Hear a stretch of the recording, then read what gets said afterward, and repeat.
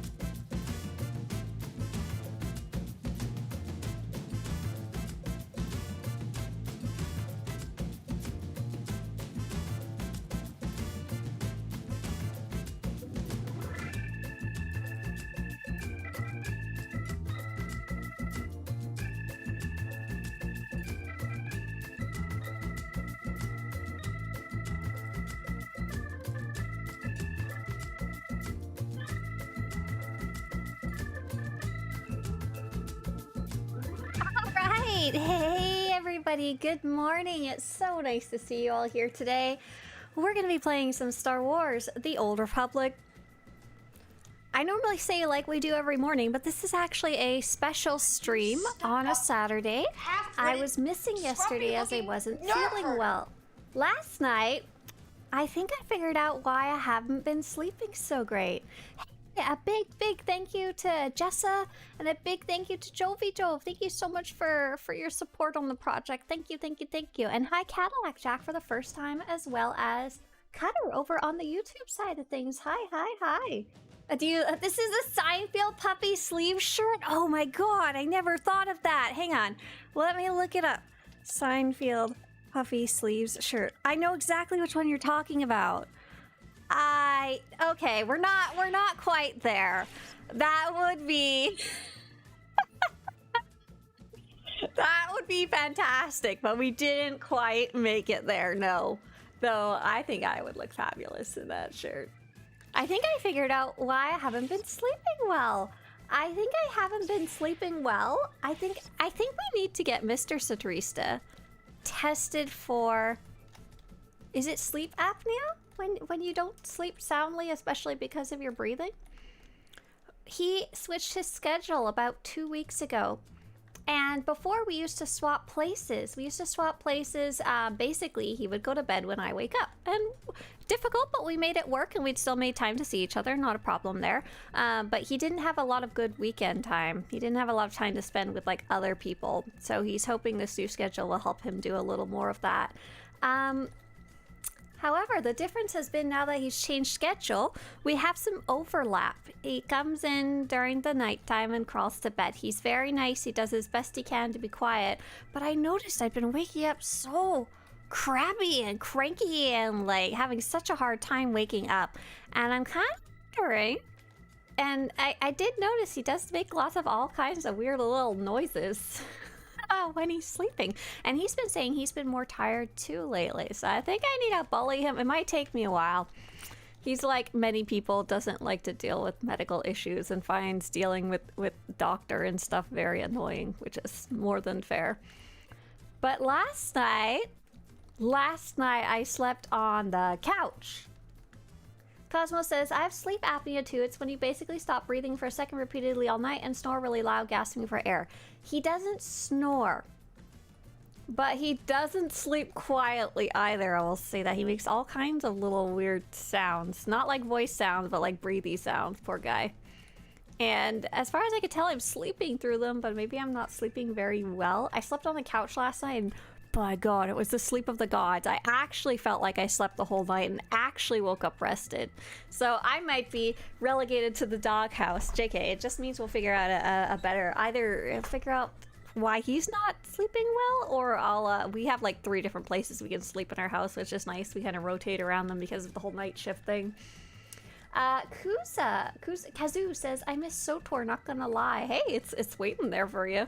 it's free to play, so you can jump in whenever you do feel like saying hi to your characters. Willie said, the CPAP machine is a lifesaver, improved my life so much. Is it literally like how I'm imagining it, like a face mask with a tube that goes over your face while you sleep? That's gonna be a hard sell for Mr. Swtorista. He is not gonna want that. Most people, I don't think, want that. Did you eventually get used to having the tube over your nose and stuff like that? It's actually not too bad. I imagine once you start sleeping through the night, you're like, wow, the benefits outweigh the downsides, right? Willie says, you get so used to it. Cosmo says, it's actually not too bad. Lay says he can roleplay as a Darth while he sleeps. Oh yeah, I'll paint it all black. Cosmo says I get a decent night's sleep because of it. That's what I figure. It's one of those things that's... He just woke up. Wait. Hang on, he's here. I gotta convince them right now.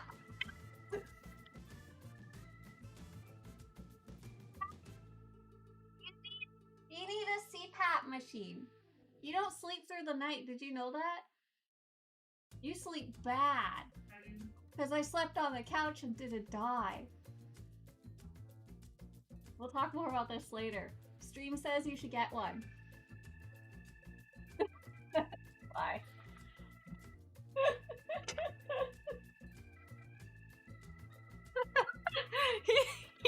He said, I'm okay. You should get a sleep test first. He doesn't snore. He doesn't snore though. He was not interested. Yeah, I think we should start by getting him a sleep test. Start there and go for there. Oh, okay, you have to get sleep tested before you get it. Okay, I understand. That makes perfect sense. Get tested as a priority. I'm gonna show him all your... I think he does stop breathing. So one of the days when I woke up, because he was making so much weird little noises, I woke up early and I can only assume... He doesn't know. He's a very strong sleeper. He'd sleep through like a bomb or an earthquake kind of thing. Okay, so what we need to do is we need to go get him to do a sleep study. He's not gonna like that one either. It's gonna be a hard sell. It's gonna be like a year-long endeavor. He did not appreciate being yelled at through the window. My ex hated my sleeping sounds too. I don't hate them. I just think they're what's making us both really tired. I don't mind him. He can make all the little noises he wants. I sleep a lot better now that I've got my insomnia more under control. All right, you guys, let's take a look at what's going on in Star Wars: The Old Republic. Happy Saturday. Thanks for all the words about your guys' sleeping issues. That actually helped a lot. Does the Easter outfit have optimal stats, or is it purely cosmetic? This isn't an Easter outfit. It's not Easter. Easter's tomorrow, you little stinker. I just wanted to dress up because I actually felt good today after sleeping well all night. Oh, Mr. Meow Meow says, swoop! That is right. The swoop event is running right now until April 7th, so you've got a few more days to get your swoop on. The sale of the day, let me hop in game to check that. Sale of the day is...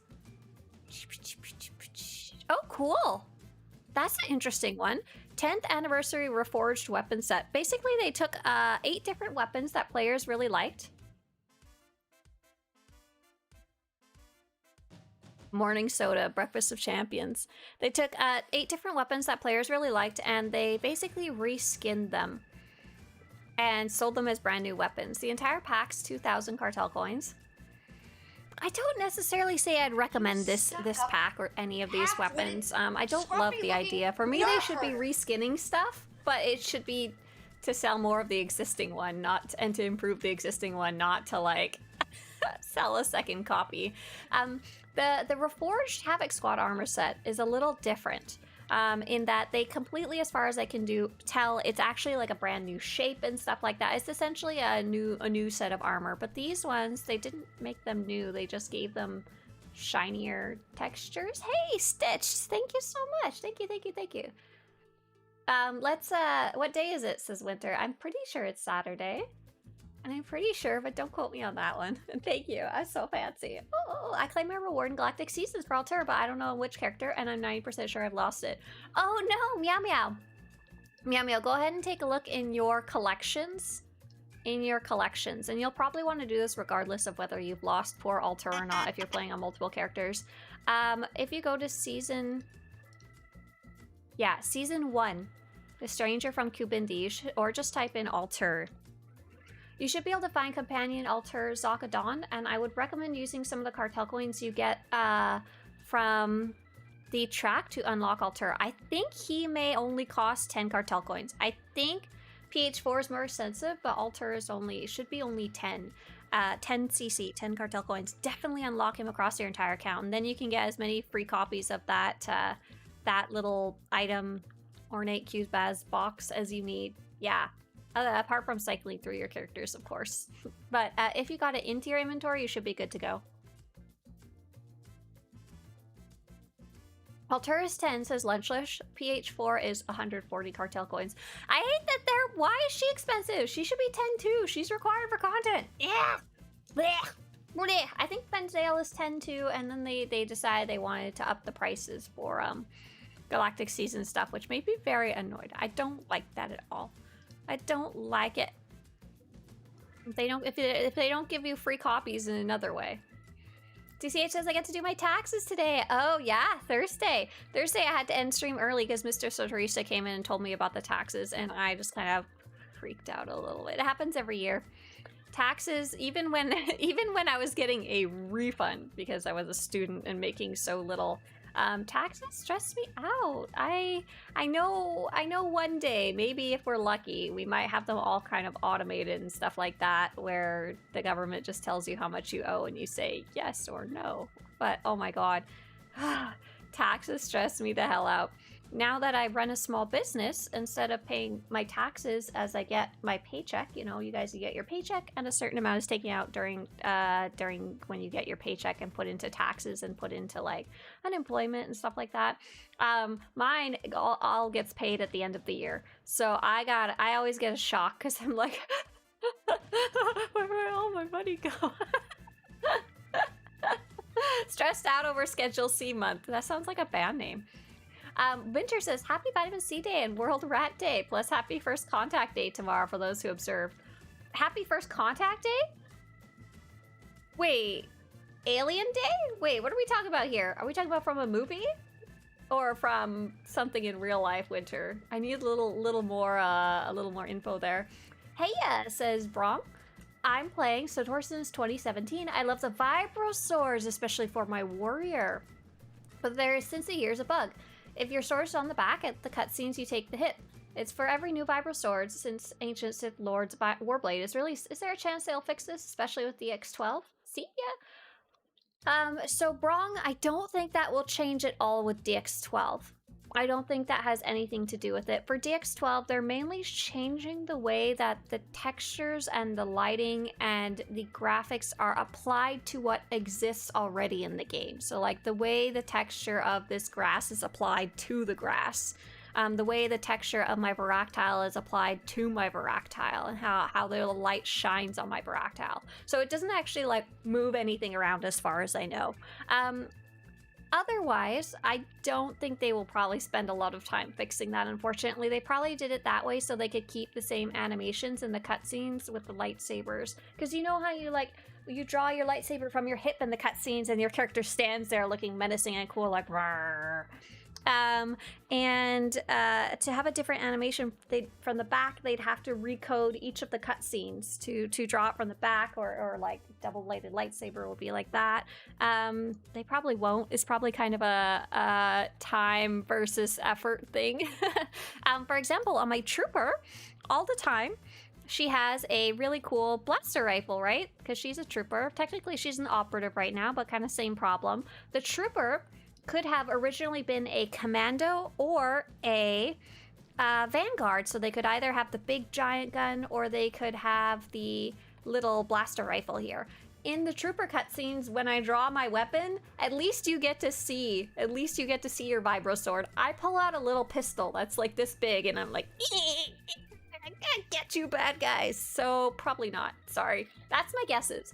I will tell you something cool though. Let me see if I can find it. World, wow, new weapon position choices. So either the next patch that's coming up in World of Warcraft, the development team of World of Warcraft, which, to be clear, is over 20 years old. 20 years old, and one of the biggest MMO companies, and number of staff members and number of teams working on stuff. After 20 years, they are finally adding the ability to choose whether your weapons sit on your side or on the back, okay? If it took them so long to add this feature to World of Warcraft, you know and they don't even have the super cool cutscenes like SWTOR has. You know it's very low down on SWTOR's list. They have a much, much, much smaller team and much, much, much less resources. But the animations are in game, so they only need to change the animations. No, the way that you draw things in the cutscenes are actually entirely separate from the way your character does things in game. I don't fully understand it, but I know they are completely separate things. For example, there's a lot of animation specific movements that exist in the cutscenes that we don't have in the way we move our character. For example, like all the like facial expression movements and all the like gentle kind of movements and stuff like that. But yeah, it's sad. I would love that too. I would love to choose for my Jedi Consular, my Shadow, where she puts her weapon, because there's so many cool different weapons out there, and they all kind of sit in different places. Hello, Swtorista. What secret achievement does Nico Akar have? Because in the companions tab, he has 10 out of 20. Great question. If I remember right, you would go to... We can go there really fast. I think I've already done the achievement, but I should be able to show you, Nico. If you've done Nico... Oh, I think it might be a one-time thing.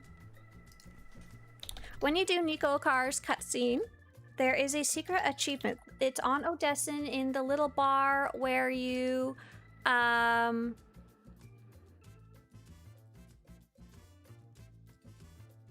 where you get Nico. The little bar in Sakul where you go do the Eternal Championship. It's called, Mixological? See, I'm trying to find you a little guide. I don't think I have one on the site. SWTOR, Mixological, Nico.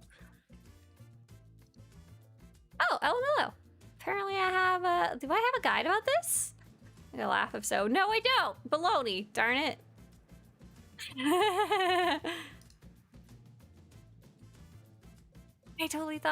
I thought I wrote about this.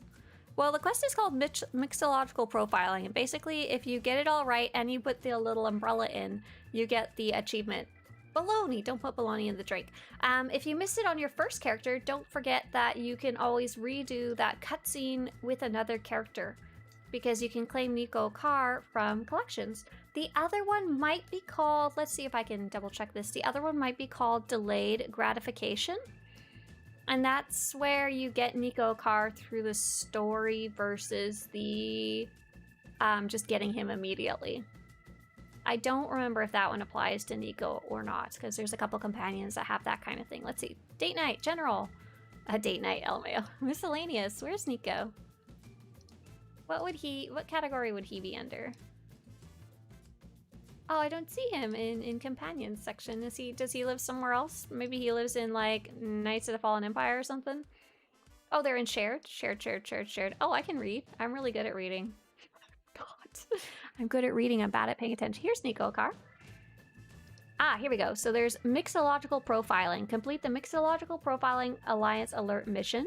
And second is Delayed Gratification. Recruited Nico Akar naturally without using the encrypted holocommunicator. Hopefully that helps. Hopefully that answers your question. Yeah. Marauders have partial stealth. I just saw it. Yeah, Marauders have a cool little stealth ability that turns them all red and stealthy. It is a very temporary ability. I believe it's called Force Camouflage. And I believe it allows you... It's kind of like a defensive mechanism. You can use it to stealth, but it only lasts a few seconds. So it's not very useful in terms of stealthing around the world. Since they brought back Seasons 1 and 3 companions, are the companion-specific gifts going to be available? They absolutely are, and they are already available. Swtorista, Page Floor, look up Alter Influence. I have a bunch of little information about that. I actually just put out a video about this, so let me skip ahead to the part where I talk about that because it's such a wonderful little... I love this feature so much. Taxes? Leave me alone! I don't want to think about that! Oh, Kelladorn points out Force Camouflage is a threat drop, too. That's cool. Very cool. Okay, let's see. Let me skip ahead. So there's Alter. Where do we go get their little gifty gifts? Oh, I can use the transcript. I like that feature. Hang on. Is there a transcript? Show transcript. Awesome. Here we go. I'm gonna turn it way up just in case it's quiet. Sorry if it blows your eardrums. You may want to make your alter page for companion stronger so that they can fight alongside you, or heal alongside you, or tank alongside you, depending on the objective, a little better. These two special companions do not use normal gifts. Instead, they have gifts that are unique to them. During Season 10, you can go pick up these gifts at a discounted rate from the vendor Kiat Thavo in the supplies section of the Republic or Imperial Fleet. If by chance you want to bring one of your two companions, or both, up to influence level 50, you would buy 50 of the blue gifts for a total of 375,000 credits. Then just feed them to your companion. PH4 will want the blue counterfeit chips, and Alter will want the blue succulent pickle beetles. Just make sure your companion is actively with you. If you lose them, press the N button on your keyboard to resummon them. And once they're out beside you, you can right-click on their companion character portrait to change them between tank, healer, and DPS. This weekly objective does not work in war zones, galactic starfighter, flashpoints, or operations. So yeah, that should answer your question right there about how you could get those companions a little stronger, and that you can go get those gifts straight from the Kiat Thavo vendor. I love that they add them discounted too. It makes me so happy. So happy. Nice. Let's see. I think I caught up on all the questions. Let me double check. If you asked the question and I missed it, feel free to copy paste it for sure for me. First contact. I wanted to check that. In Star Trek, April 5th is the anniversary of the day the Vulcans landed on Earth and officially introduced it to the galactic community. Oh, interesting. First contact with the Vulcans in Star Trek. Oh, you guys are such nerds. I love it. All right, you guys. Honestly, if you don't get the slave outfit for Vet, are you truly a Sith? Meow meow. Why are you guys so obsessed with the slave Leia outfit? Listen, there is so many better outfits if you want to have your companion running around with the booty hanging out. Okay, that one is just terrible. Have you seen that helmet? Seriously? Have you seen that dancer's helmet? I don't know who designed it, but it wasn't someone who actually liked... I don't think it was someone who was interested in women at all, to be very honest. Look at this helmet. Look at this. Look at the hat that comes with this outfit. Seriously. I am very serious. I don't know who designed this, but it wasn't someone who'd, like, ever was attracted to women. There is a lot of nice variety of outfits out there. All right, so I'm going to be finishing going over the news. We took a look at the sale of the day. Let's go. Here we go. Here's the right way to do this. The Twitch Drops campaign is currently running. For those of you watching on Twitch, you can get your free stuff. I've just linked it in chat. The Spring Abundance Festival is still running. Ooh, it's getting very close to done. I wish I'd done a little more of it, but I did get quite a few tokens and bought a few things that brought me joy. Galactic Season 10 is currently running. We do that pretty much every Tuesday. Alderaan Nobility Contest is a fashion contest that I'm currently running, and if you don't have any interest in Alderaan Nobility, the next contest after that, in about a week, will be the Sith Inquisitor contest. If you got good Sith Inquisitor looks, you better get them ready. Upcoming later in the month will be the Gree event on April 28th and the Rakul event on the 14th. The Slave Leia fit is low-hanging fruit for, oh my gosh, the desire to not appreciate women. They want to impress men with how they depicted women. No! No, what? What? No, I disagree. I disagree. No, there was nobody impressed with this dancer outfit. No, okay, no, I'm talking about, listen. You sat here, or somebody sat here, designed this. Pretty cute, it's all right. It's okay. The dancer outfits are pretty cute. I like them better than the social preview one. And then you gave them this hat, and you said yes. That is that is what will make the player base say ooh ah la la la. That gets my panties in a bunch. I don't know. What do you guys say? I don't want to know. Look at that. Look at that hat. Seriously. No. Good. No. Just no. I just gonna cry. And that's why hide head slot was invented, right? I remember we used to like putting on that outfit and then put like a big old trooper helmet on top of it. I just run around like that, very silly. All right, so what am I doing today? Now that I finished going over the news, I'll check the dev tracker really fast. Nope, nothing interesting there. I have been going around last night and the night before. The projects I've been working on have been, oh, let me turn this music down just a bit. I understand what's going on here. I have been working on the achievements on Dantooine. So first off, I was curious, has anyone gone and worked on the achievements that are the new secret achievements that were added in 7.8.1? Dantooine.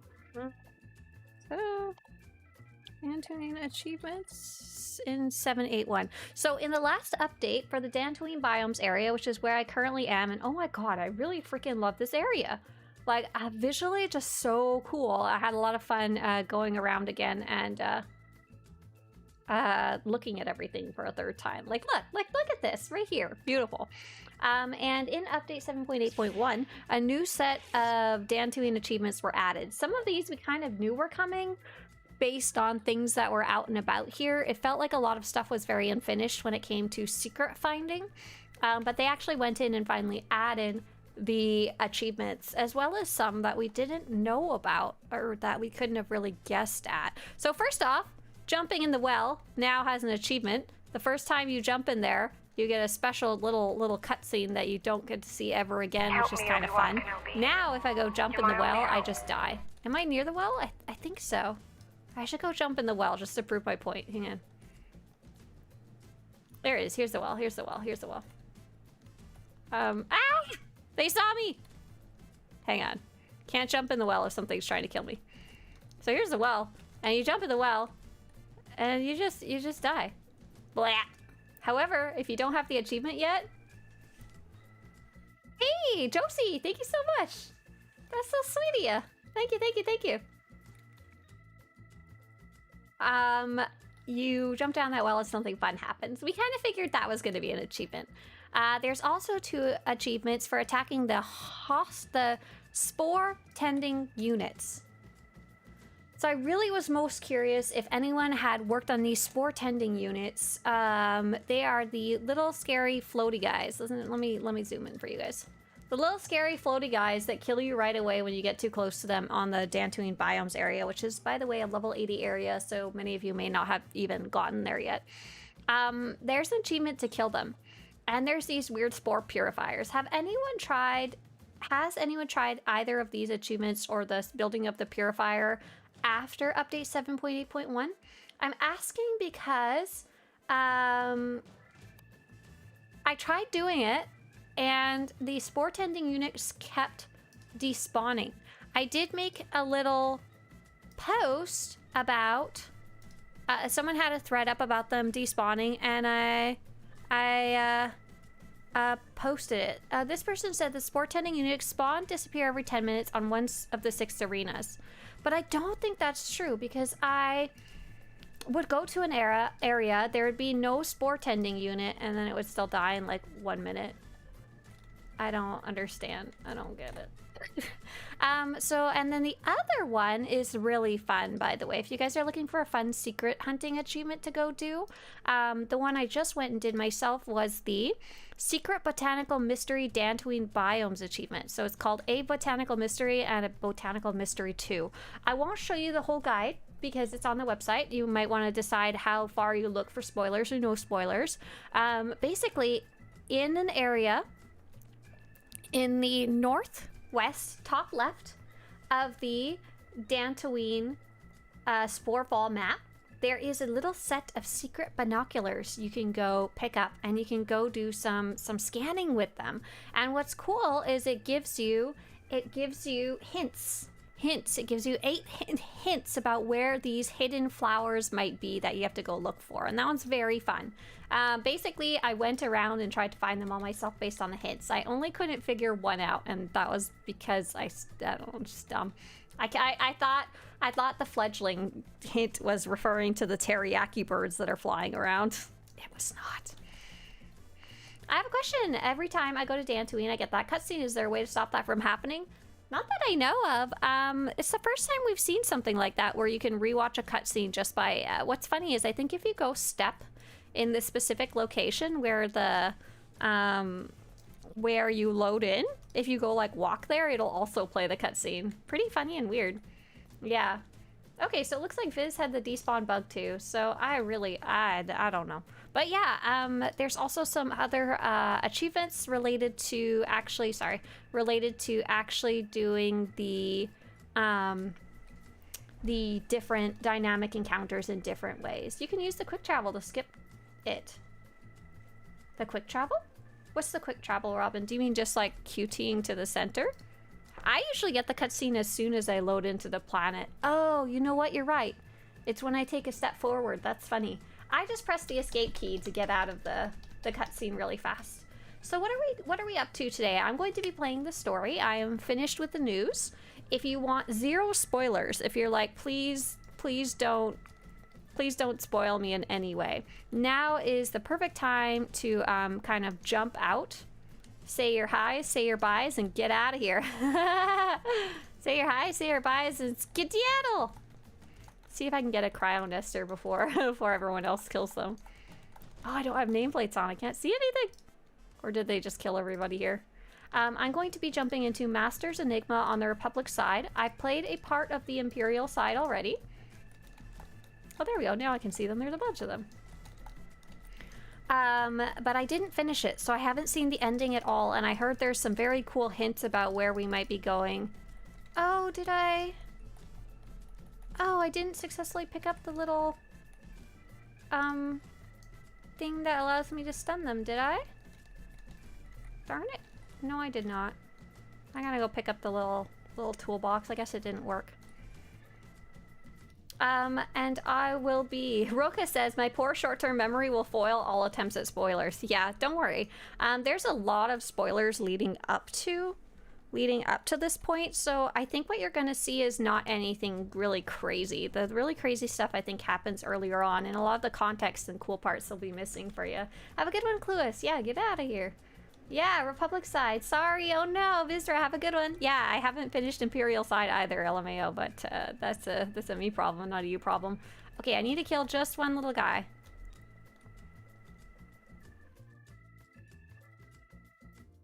I'll wait for them to respawn over here.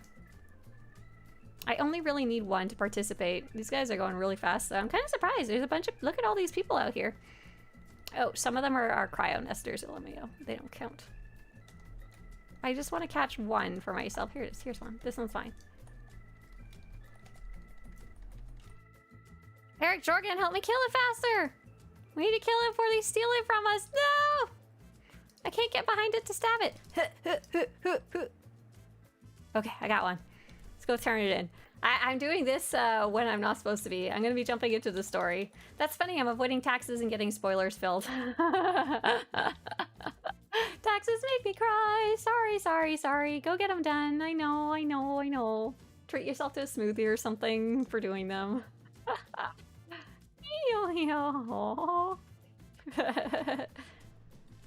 I'm avoiding spoilers and getting taxes filed by. Have a good one, TC8. Okay, cool. I was able to get one cryo nester in before things got hairy.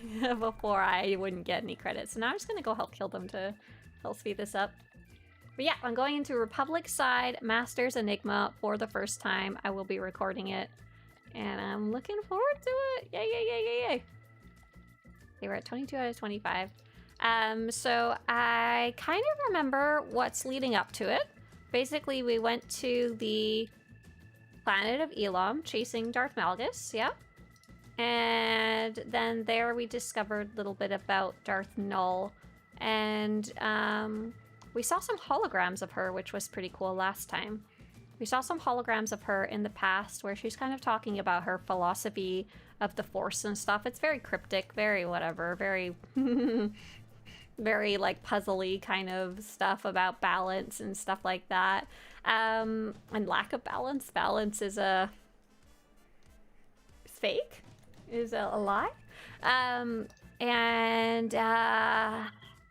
Now in this version we get to go see another version of her a little later in the story, so that's kind of cool too. So we also got to see the remains of Darth Null, where we got to fight her at the end of the previous story.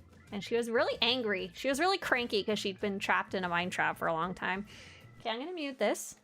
That's all the important parts, I think, from last time. That would be the story, Galactic Threads. I'm turning this up, and I'm gonna be remembering to record my story as I play it. I'm going to... I think I'll leave the music on, yeah. That's what I do, and I have really big... We'll make sure we have the really big cutscene subtitles. Those should be good, too. And... Okay, alright, let's do it! Wait, am I dressed properly? No! Look at this! This is not the outfit I wanted to go in with. One moment, please. Oh my god! Let's do this one. Okay, but we're gonna play as an operative today so we can do some sneaky sneaking.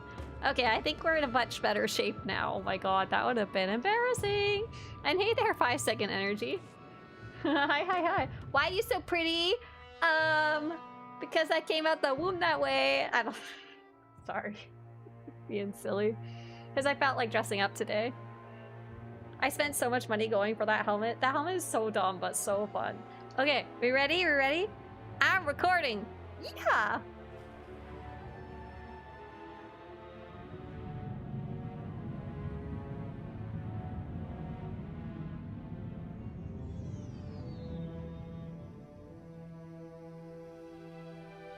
So we've got Sahar and Rakan, brother and sister. They had a little fight and we stole the holocron from both of them. Rakan's real cranky about it, you know?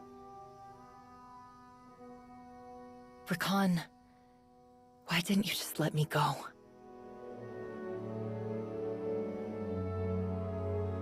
The voice acting for Sahar. I don't know who it is. What's going to happen to me?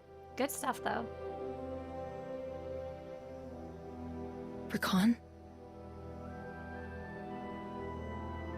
You betrayed Hedda. Your fate is her decision.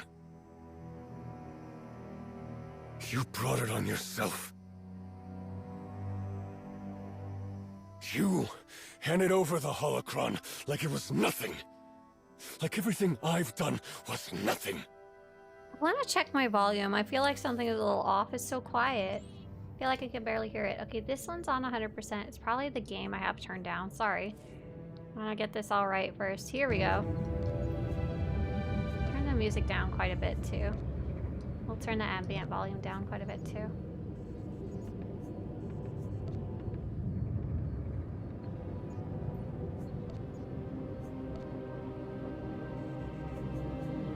That should be a little better there. Sorry. We're gonna watch it again. Ow! There's the holocron! There it is! Look at it. I just wanna eat it! Oh! I wanna like zoom in on it, but I can't unless I go like this. This one's really cool. Basically, this one is actually, it's a holocron within a holocron, interestingly enough. I don't know how well you can see it, but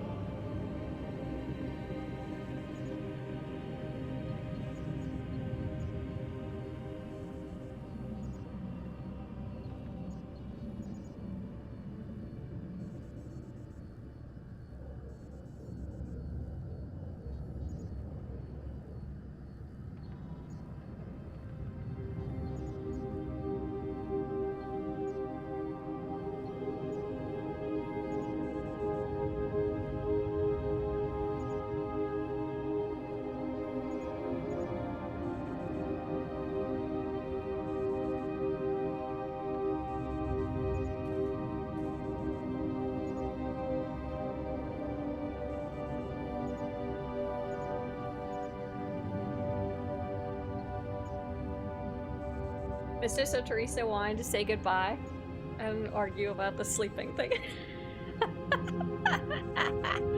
Anyway, sorry, back to what I was saying. And Hidden Bootstrap. Bootstrap says, any advice on leveling and gearing for someone returning to SWTOR? Yeah, absolutely. We're just about to start a really big spoilers thing, so beware. First off, some advice for leveling. Don't worry about it. You're gonna level up so fast, it doesn't matter. It really doesn't matter. No matter what you do, you're gonna level up like crazy. Have fun. Enjoy exploring the game. Follow your class story mainly. And if you're curious about gearing, I should have linked low-level gearing here. Oh, I did. It's just not a main link. Low-level gearing. If you are having trouble with gearing, I have linked you something called low-level gearing in the chat box there. However, for the most part, whatever gear you get while leveling and doing your story should mostly be fine. Like, it really should be. You shouldn't have to go buy gear unless something kind of terrible happens along the way, but that will teach you how to go pick up gear depending on your level. Swtorista up here providing everyone with a wallpaper-worthy shot, right? This is as close as I can get to it. So this one would be really neat to make, but this is kind of well beyond my capabilities. As you can see here, it's the classic Datacron shape, except instead of it being more opaque and less see-through, it is completely almost transparent, and inside there's a secondary glowing cube. So this was actually designed holocron for despair, deception. What is the name of the most recent trailer with Sahar and her master ore? Holocron for SWTOR art station. I'm pretty sure I saw. Yeah, here it is. Yes.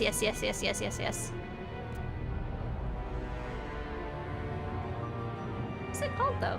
But this is the designer, Tanner Hartman. What's really cool is I think I actually ran into them during Star Wars Celebration. They gave me a pin, which was really cool, a little pin of Sahar. And you can see it kind of better. Whoa! Apparently it opens up, or it's the side spin. I think the original holocrons do that too. And it says, I worked with the cinematics team to create the VFX and final look at the holocron for the cutscene. Critique and feedback was given by Brad Lewis, Carrie Mead, and Ashley Rule. So yeah, very, very, very cool. I'm kind of curious if he's shared anything else recently here. Oh, did I not show? Oh, freaking dude! I forgot to actually show it to you guys on stream. Here we go. Here's what Tanner Hartman designed. Here's the like art station of this holocron, that really high-res visual of it that he made for the cutscene. Oh, he's been designing for Diablo 4 recently, and you can also see a bunch of his work as well, like from past SWTOR stuff too. Like he designed one of our favorite weapons, the Force-imbued blade, and also the Ashland Bogan lightsabers. What's cool is he posted both the kind of finished colored version as well as the kind of different steps of it too, which is neat. Alright, where's that? Here we go. Here's like some of the initial concept art for that, which is cool. It goes on the back. Super cool. Mung Beetle says, do the Colloquoid Wargames Splash Blade solo. Are you asking, can you do it, or you want me to do it? Because I don't want to do it solo, because it's... I think the smallest amount of people you can do it with is 2. I wonder if we have a guide about that one. Swtorista, Colloquoid Wargames. Did Zach write down any info about that? That's the joke, it's impossible. But is it? Is it? Is it? Did Zach write down tips about that? Puzzle. Solo. Oh my god, no, you can do it solo. I'm not going to do it. I refuse. But Zach, who actually wrote the guide for this one, he wrote down how to do it. It's very tough to learn, but it's doable. You're nuts. I'm not. I'm good. Thank you very much. Okay, I'm gonna jump back into the story now. I have no interest in doing that, sorry. Came in here with the jokes and you got the knowledge. Nothing's impossible if you cheat a little bit. Okay, here we go. Now things are a little more volume. I can hear them.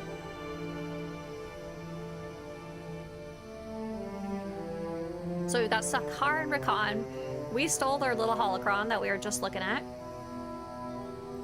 Well, Sahar was trying to give it to us, I think.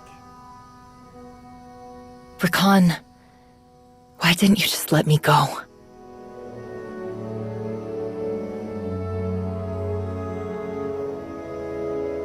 What's going to happen to me? Sahar's Twi'lek tattoos I want for my character. Why can she have but I can't Rakan? have? You betrayed Hedda. Your fate is her decision. You brought it on yourself. You handed over the holocron like it was nothing. Like everything I've done was nothing. It was stupid, Sahar. I don't understand why you did it. Why did you do it? To save you?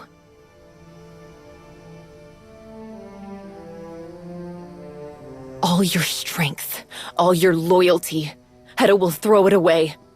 She'll throw you away. I know that you're angry with me, but I promise, no matter what happens, I will never leave you behind again. Could you say the same about Hedda?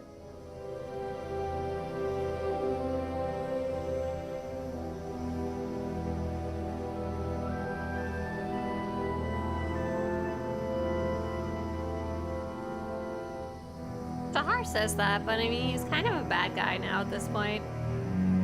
He's not beyond redemption or anything, but he needs a lot more work than... We need you in the briefing room. It's urgent.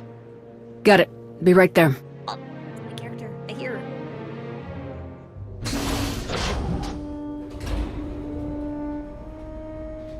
Oh, look, it's so cool. It have... Oh my god, does my pistol have a weapon strap too? Tao, this isn't a good time. Something very important has come up. Funny.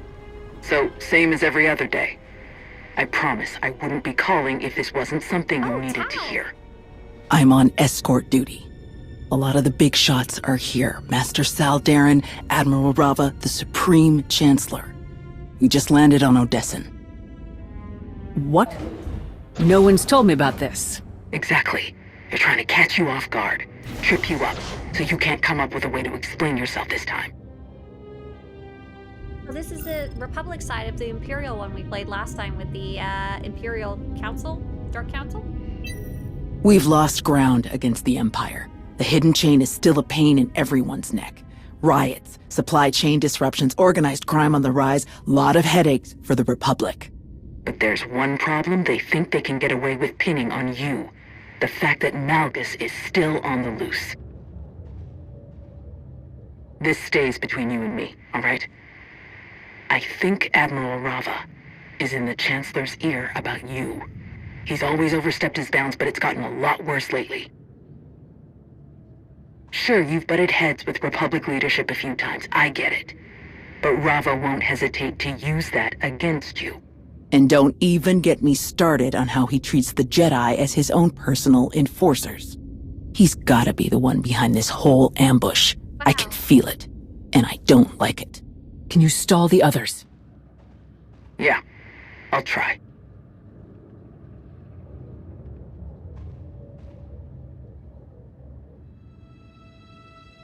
Looks like we got company. Supreme Chancellor Rands and a few other Republic leaders are here for a surprise inspection.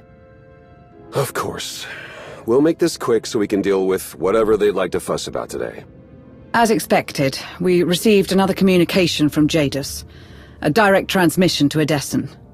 Encrypted, of course, but T7 has graciously solved that problem for us. Not much in the message, just a set of coordinates. And after Jadis's not-so-subtle invitation, I think we can guess what he wants you to do. I don't like this. We don't know where these coordinates lead. It could be to Jadis, it could be to anything. What if we take this to the Supreme Chancellor, since she's decided to grace us with her presence? That'll just complicate things. The situation is already complicated. With their support, we can find Jadis quickly and eliminate any chance of him expanding his reach.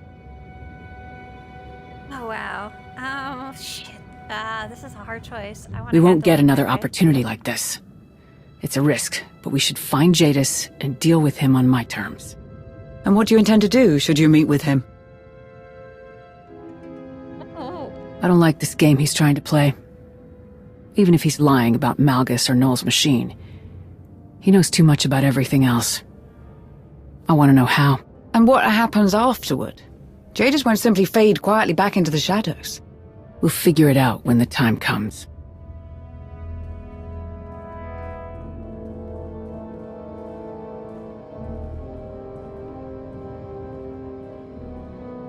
I wonder...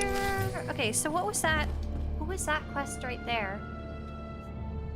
The Master's Enigma. Okay, so we have this really cool tool. It's not strictly following CNB? Yeah, here we go. It's not strictly following Star Wars The Old Republic's rules about no data mining. Neither is Jedipedia. But as players, this is just a website with a bunch of information on it. It's really cool. I recommend not looking up anything spoilery, so don't look up stuff that hasn't happened to you yet, but you can kind of use it to problem solve and answer questions. So for example, the Master's... Oh, okay. No, we need to search in quest name. The Master's Enigma. Master's Enigma? This one might not be on here yet. Master's Enigma. Let's see if I just search Enigma. No, I don't think it's on here yet. I wish it posted what the newest ones were. I was hoping I could look up and see what would happen if I chose the other options there, but I think the player who created this tool needs to like manually update it in some way every time there's a new quest patch. According to Tao, they've got a few things to say that just can't wait. Oh, well, guess I'm not recording that. Who was she talking to? Was she talking to herself? Or was she talking to these losers? I don't know. So this is really cool. I really enjoyed. I felt very surprised and excited by the amount of conversation that happened on the Imperial side when the Dark Council came. So this is the Republic equivalent, which is really cool. This is not what I was expecting. I know, look at them. I don't even know half these guys, to be honest. Who the hell are you? You know what? Yeah. I don't like that yellow text that shows up in the middle of the screen. Here we go. This lady looks like she's not wearing pants. Look at her. Who is she? I don't know you. Sorry to drop in like this. I know it's not our usual protocol. Oh my god, I just saw there's no giant subtitles. Because I had turned off the subtitles earlier for something else. Oh man, darn it. I guess I'll go add my own subtitles when I edit this. That sucks. Oh, yeah.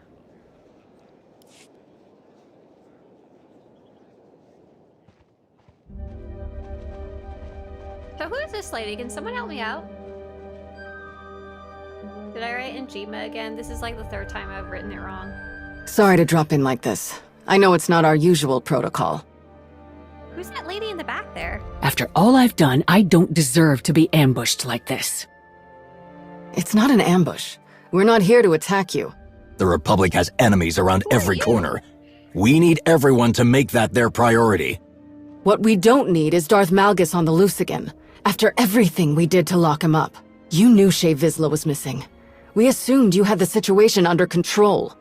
Shay acted alone. This has nothing to do with us. Regardless, some responsibility needs to be taken. Hedda Cole shows no sign of stopping her raids in Republic sectors. An unaccountable Mandalore is just making things worse. And the Republic lost too many people on Ilum for you to find no evidence regarding Malgus's endgame. We need answers, and we need them now, before all of this foolishness takes any more of our resources away from the real threat, the Empire. I'm gonna tell them about Jadis. We may have a lead. I've been contacted by Darth Jadis. He says he has information that can help us with our Malgus problem. I would appreciate your support in tracking him down. Darth Jadis contacted you. And you're just now telling us about this? This is a very big problem. She's from the SWTOR story. I was honest with you about Jadis. I was hoping for a more supportive reaction than this. Might I suggest a more suitable location for this discussion? No. Here's fine, thanks. I like the designs of the characters. Okay. Have I met Chancellor Rance before? I recognize the name, but have we met I've her done before? some digging. The things Malgus could do if he got his hands on Darth Null's holocron. Frankly, it was never a good idea to keep it on Odessen in the first place. I'm afraid we must insist on taking the holocron. Please, if you would. How about no? How about don't touch? That's mine. We met her hollow? Oh, that's why I don't recognize her. Can I refuse? I don't like being backed into a corner. But if it's really not sitting well with you... She offered a chance to rejoin the Republic? Oh, okay. Okay. Yeah, I think that's why I recognize the name.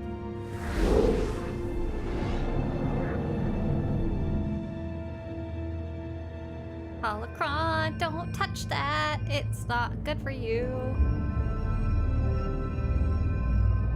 It's cool to see her in person. I've seen a couple holograms of her. She's part of the SWTOR story, I think for the Empire, right? If you're an Empire Saboteur, she's your secret contact. I like Rava, the way Rava looks. What have you done to it? Nothing. It's never done something like that before. What a coincidence that it happens while you were the only one with access to it. What are you trying to say? Exactly what it sounds like. I don't like Rava. Your Mandalorian ally breaks Malgus out of his cell while you protect the thing he's after? And now you're communicating with Darth Jadis? What's inside this thing that you don't want us to see? Chancellor, when General Daroon hears about this... He didn't even care enough to be here. Enough! We don't have time to stand around and argue. Where's Daroon? He's the only one I know for sure. This is a serious problem. I have no choice but to act accordingly. Consider yourself grounded. You are officially confined to Odessen, either until Malgus is back in custody, or until we've cleared you of tampering with this... pain in all our backsides. This is ridiculous. You can't do that. Odessen is under Republic jurisdiction. You comply with the Supreme Chancellor's orders. And we're not leaving that thing here with you. Frankie. This is wrong and you know it. I can't say that I agree. A security detachment will be in place for the duration of the lockdown. Don't try anything stupid. Freaking rude. Hip check him, Arn. She's taking it? Bring it back, it's mine. Don't tell me you're just gonna let them have the last word. I knew they were gonna do something like this. I could feel it. Rava's not gonna stop until he has everyone at the end of a leash. Why are you so sure it's Rava? Chancellor Rance didn't exactly need her arm twisted when she did this. The Supreme Chancellor is usually more level-headed. This is Rava's way of doing things. They're all so worried about Malgus, but they just grounded our best shot at finding him. I don't disagree, but before we make things worse, we should think carefully about what we want to do next. You know, if you want to get out of here, I'm behind you all the way. You're willing to take on such a risk? I can't imagine your order would be very happy about that. What order? I don't care. It's the right thing to do. These coordinates Jadis sent. It's not much, but knowing him, it's the best we're going to get. If you two are going to get out of here, you should look into them. I doubt this lead will be good for long. How do we get past the Republic's lockdown? I'll help keep people busy, and you'll be back before anyone realizes something's up. There's some, well, let's just say I know ways to move around the base without anyone knowing. Lana and I will walk you through it. What about Null's holocron? We can't just leave it. Something like that shouldn't be in Rava's hands, or even the Chancellor's. I'm in enough trouble with the Republic as it is. Stealing back the holocron will just make it worse. I would be the one stealing it. Tao, you two don't have a lot of time. Wow. Let me come with you. This whole situation is too unpredictable. You need someone watching your back. You need to stay here. 2 people will draw less suspicion than 3. Not to mention the danger that could be waiting for us when we get to those coordinates. I'll at least make sure no one does anything regrettable while you're gone. We'd better get moving. I'm gonna scope out the base, see what security's like. Maybe we can stake out a clear path to your ship.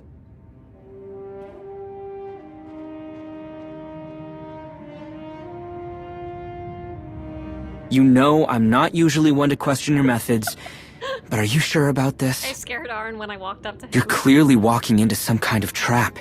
You can handle yourself. I've seen you do it enough times. But this feels off. You're just too important. Whoa! No flirt this time. It's just a bad feeling, Arn. Nothing to worry about. Guess I don't have much choice but to believe you, huh? Everyone's in position. Time to move. Back up, buddy boy. You heard her. Be careful, all right? You're inappropriately close to Trooper Lady. Leave Jennifer Hale alone. Wow, that was an awesome cutscene. Okay, so that made me so cranky. Listen, my poor trooper. First off, did you see that guy saying, "What's inside that holocron that you don't want me to know about?" Meanwhile, my trooper's like, I don't know what to tell you. My trooper is like, ha. I bet there's more crayons in there for me to eat. She's a trooper. The story is a little funny with the trooper. Let's just say that. She's a freaking Havoc Squad member, and she rejoined the Republic, and they're all like, "Brr, brr, brr, brr, brr," and she's like, "I just got this awesome thing that might help us, okay?" I totally manipulated it with my force powers.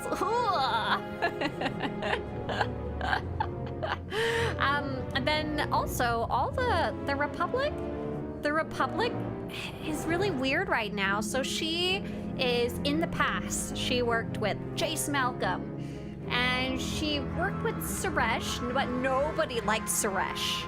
And she worked with the Jedi Council, the OG Jedi Council, and with Satele Shan in charge of it, a very strong force in the galaxy, and something she liked working with. She liked working with the Jedi actively, even if they didn't always agree. She liked working with the various Havoc Squad members, past and present, but pretty much all of that is gone now. General Dairoon, she kind of get along with, but where even is he right now? The Jedi Council, pretty much non-existent. Kind of Master Nostral she thinks is a banger, but he's very elusive. She likes Tau, and she likes Arn. Even though she thinks Arn's a little baby, just a little bitty baby Jedi.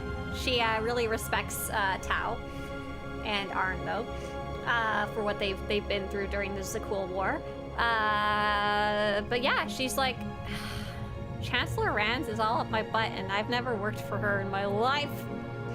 I'm only helping you guys because I'm a goody two-shoes. Jace Malcolm, her icon, whatever, the iconic trooper of Havoc Squad, he's really corrupt now. He's really, she lost all respect for him on Iokath. I almost didn't side with him there.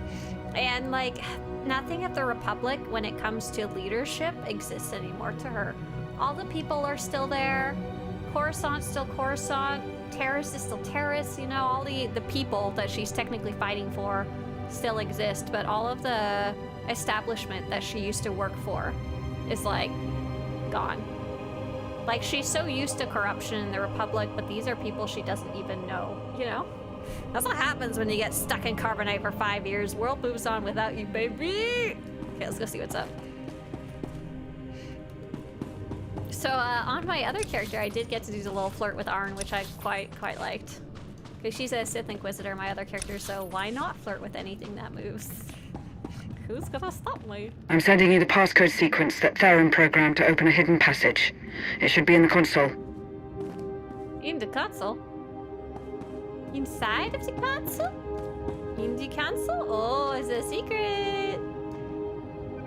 Open the secret door. What? That's fun. That's a fun animation. They had to make that one from scratch for this. We go in the maintenance tunnels, which I don't think existed before. Is there any secrets in here, and can I use this later? Do you think this will be open later? There's a utility hatch. You'll need to open it to access the turbo lift shaft. So for those of you who have done the story, yeah, it's Saturday. Jay Laurie, we're doing a special stream because I woke up today.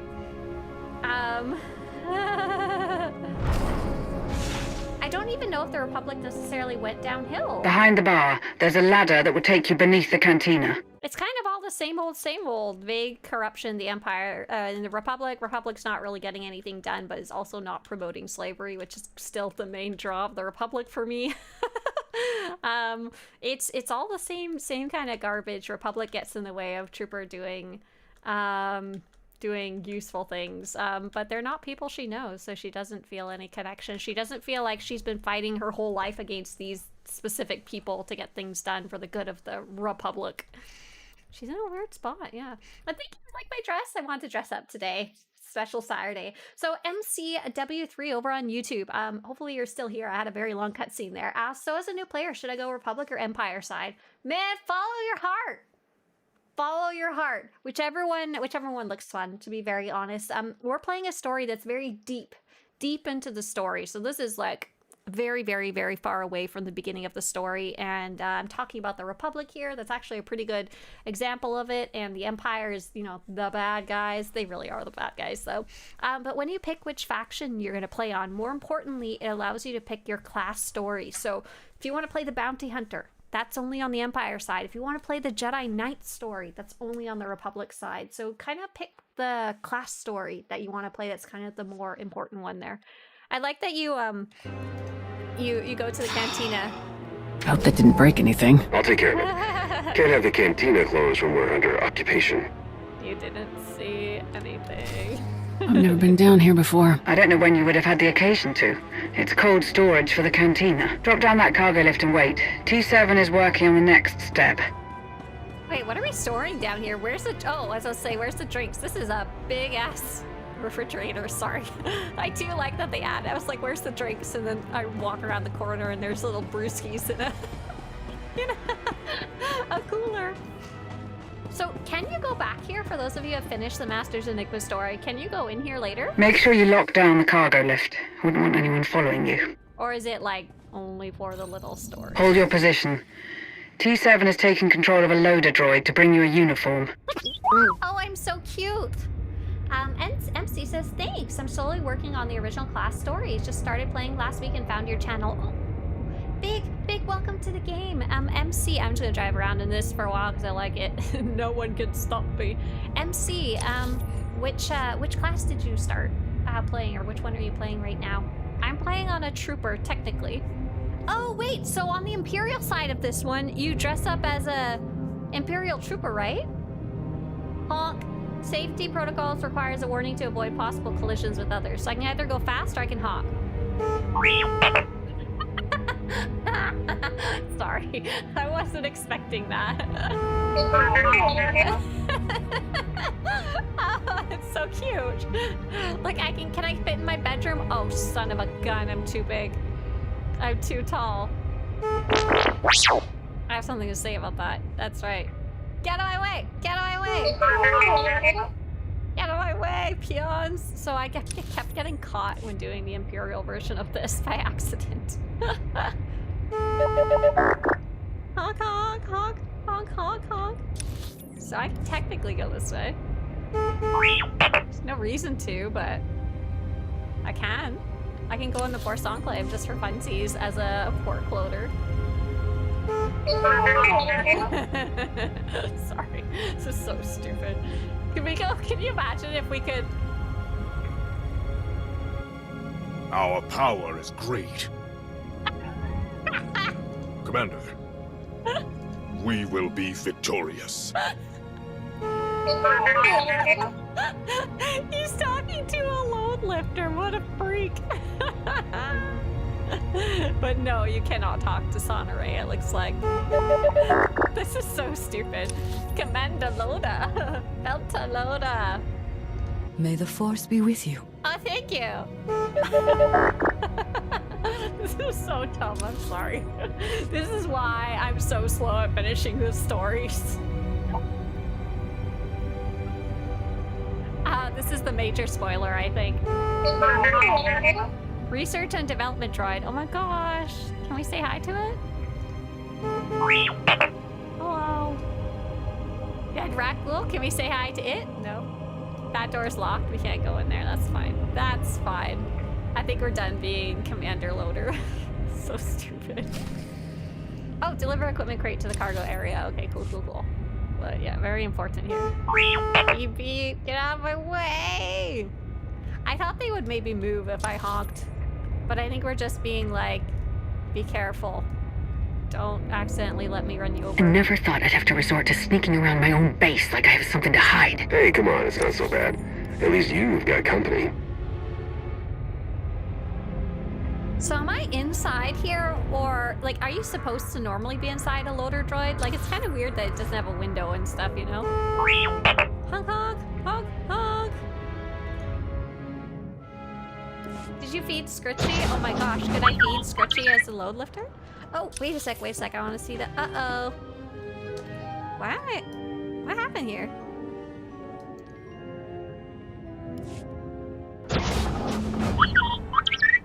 P7, mission complete. Disguise incoming. Oh, I see. It just switched me over to a different part. Once you've got your uniform on, stay calm. And try to act casual. We don't want you to draw too much attention to yourself. Oh, that's so funny.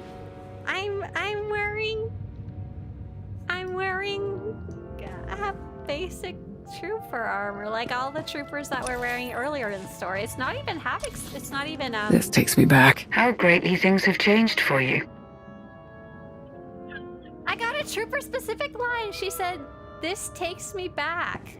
What did Lana reply? How great that things have changed for you? Oh, greatly. I thought she was making fun of me. How great that things have changed for you. How greatly. She was just pointing out the dichotomy. Hey! Wait! What's your hurry? Huh. What's my hurry? Oh! Casual stride. We're taking a little walksy here. This is how I kept getting caught on the Imperial side because I was a little distracted. Can I go in my bedroom? Do you think they'll yell at me if I go in my own bedroom? But I'm disguised as a Republic trooper?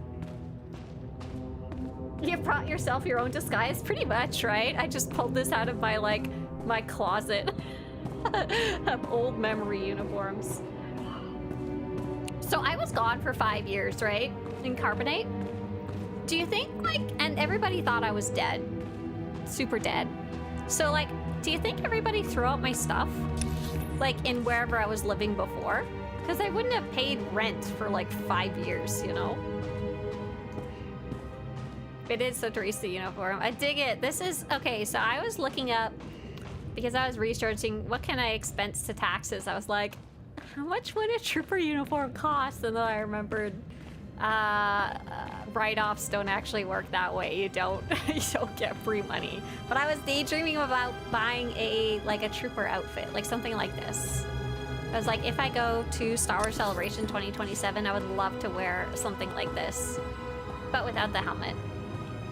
But I was really looking around, and the problem is, I'm too tall for a children's size.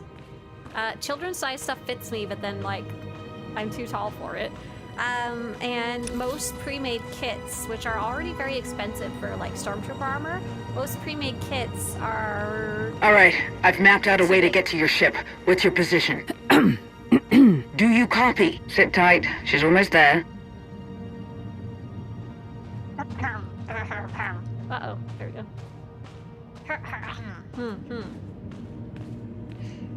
But they're too big, so I would have to get something custom made. And then that's about where my Googling stopped, and I was like, I don't even know who I would contact for something like that, you know? The helmet is hideous on both Imperial and Republic troopers. It's classic! It's classic Star Wars Old Republic design. Is it good looking? Not necessarily, but it's classic. Is there anyone else I can talk to in here? Because that was really funny having them say commander to the load lifter. Just walking casually and not running. No, no, no. 3D printer, make your own? No. 3D printing is a whole hobby of its own. Both 3D designing and then 3D printing. There's so much of a learning curve to make nice stuff, and it's really cool. I love watching people like do that. But I know it's not something you just set up overnight, unlike what TV shows showed me in the past, where you would like type in what you want and it would like go ding and pop out your magic 3D printed item.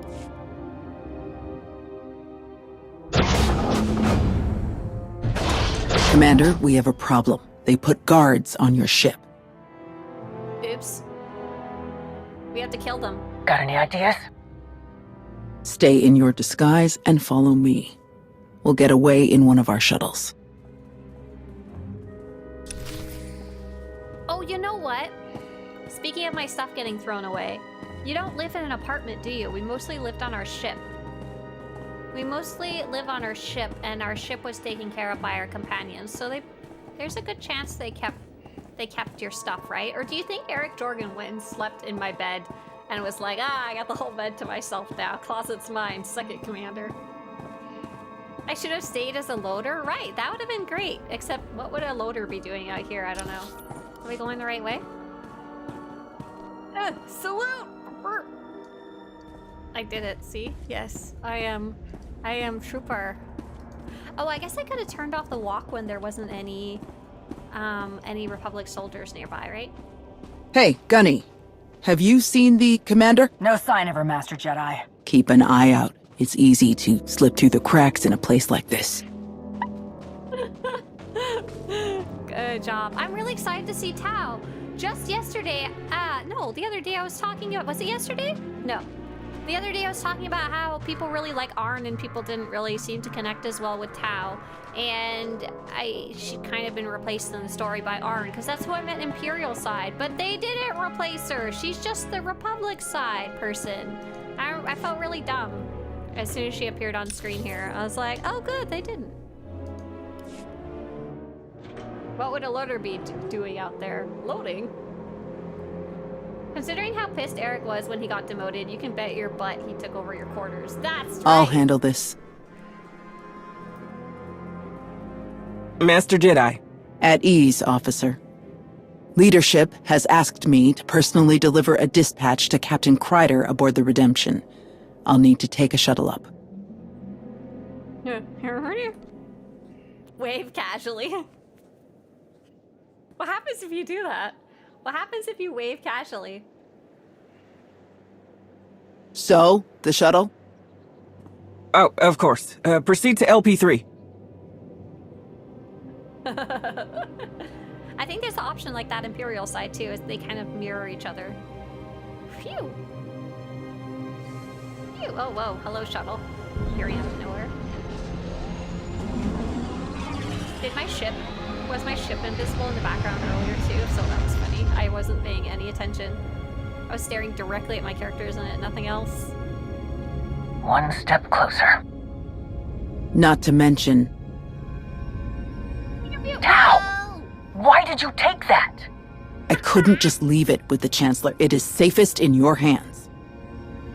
Well, we're here now. Where am I gonna know? Where'd you put that? That doesn't fit there. We're in a Republic shuttle with proper flight clearance and valid security codes. They shouldn't look twice at us. Unless they notice that Null's holocron is missing. Just relax. They have no reason to suspect anything. This is just business as usual. I hope you're right. Me too. I don't like this at all.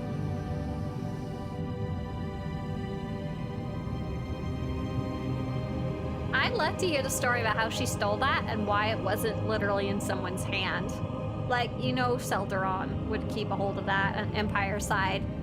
The Galactic Starfighter pops. Oh my god. Hey, Jompsan! Welcome back to SWTOR over on the YouTube side. If you haven't played See? for... No problem. Now let's get out of here.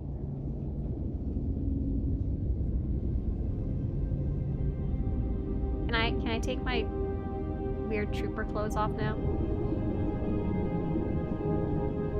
Oh good. Oh good. Oh good. Oh good. Look, she put her she put her normal clothes back on. That's so cute. I love it. So, do you really think this Darth Jadis will give us a lead on Malgus? From everything I've heard, we'd be fools to trust Jadis. So keep your guard up. We need to find out what Jadis knows about Malgus, the hidden chain, all of it. Sith aren't exactly known for being truthful. That's a risk we have to take. Right.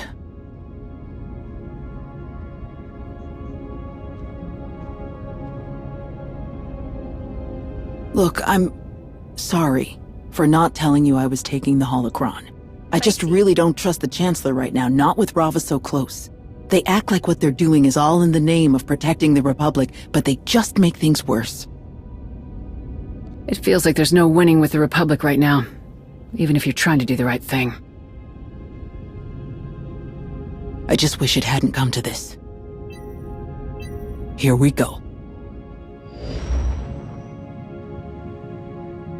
So kind of cool. Empire side, I said to my companion, I said, yeah, it's safer with me. I want that holocron. It's mine. And Darth Rivix just goes and takes it and gives it to you. There's no like apologies or anything like that because there was none needed. So it's very interesting to have said, I'm glad I decided to give it to them willingly and discourage Tao because she still went and took it anyway, but it made it more interesting. What in the stars is that? Whatever it is, it looks derelict. You can derelict. These are the coordinates that Jada sent. Take us in. Here goes nothing.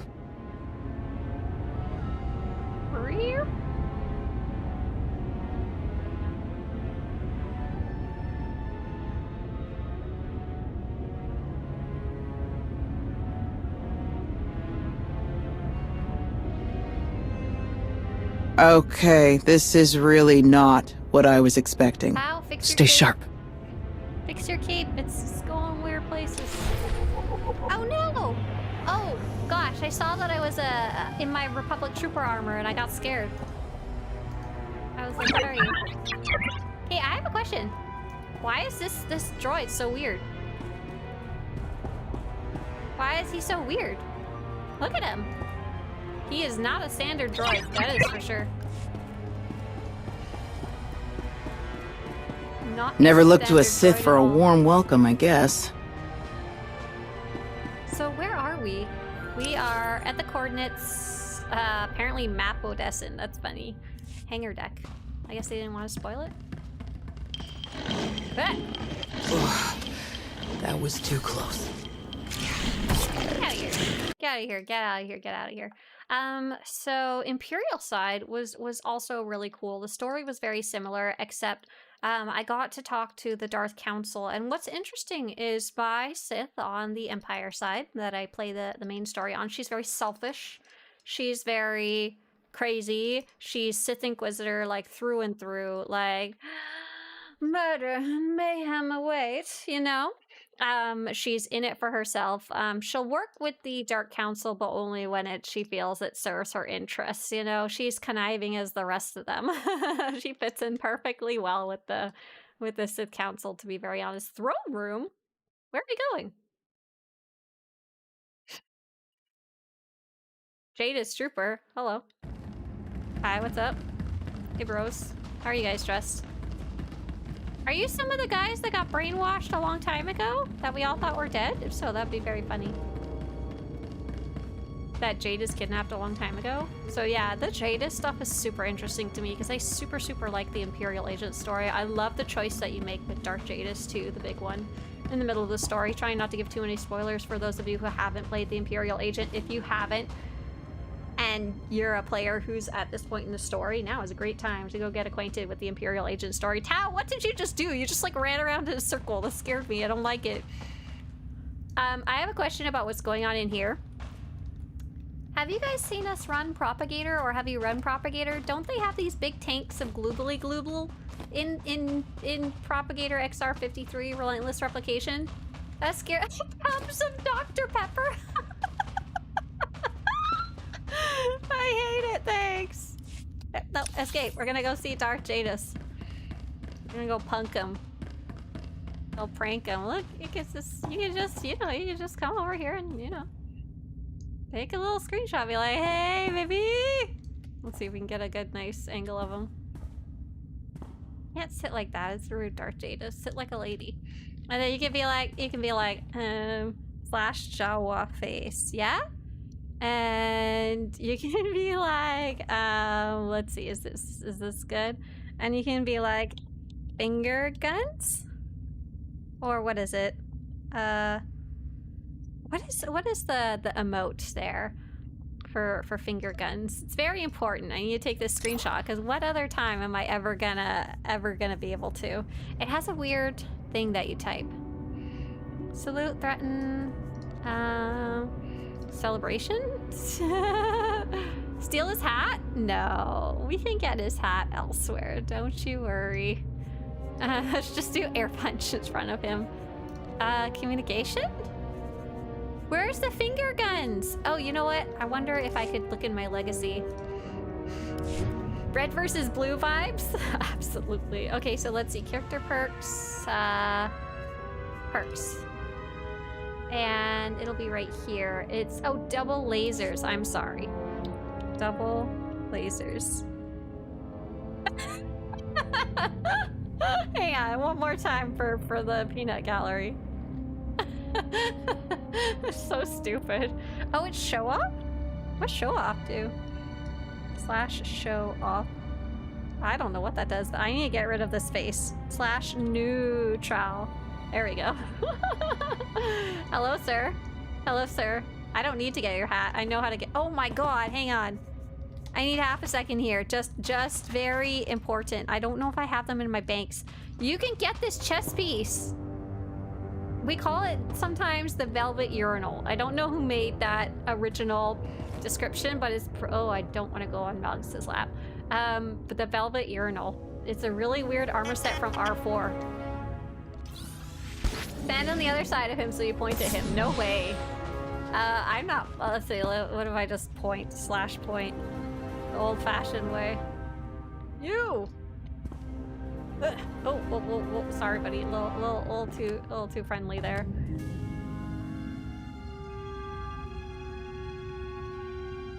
I just point right at his hat. Okay, I think that's good. I think we got it. Anyways, back to the story. I'm really excited about this, actually. Now I'm done goofing off. I got it all out of me.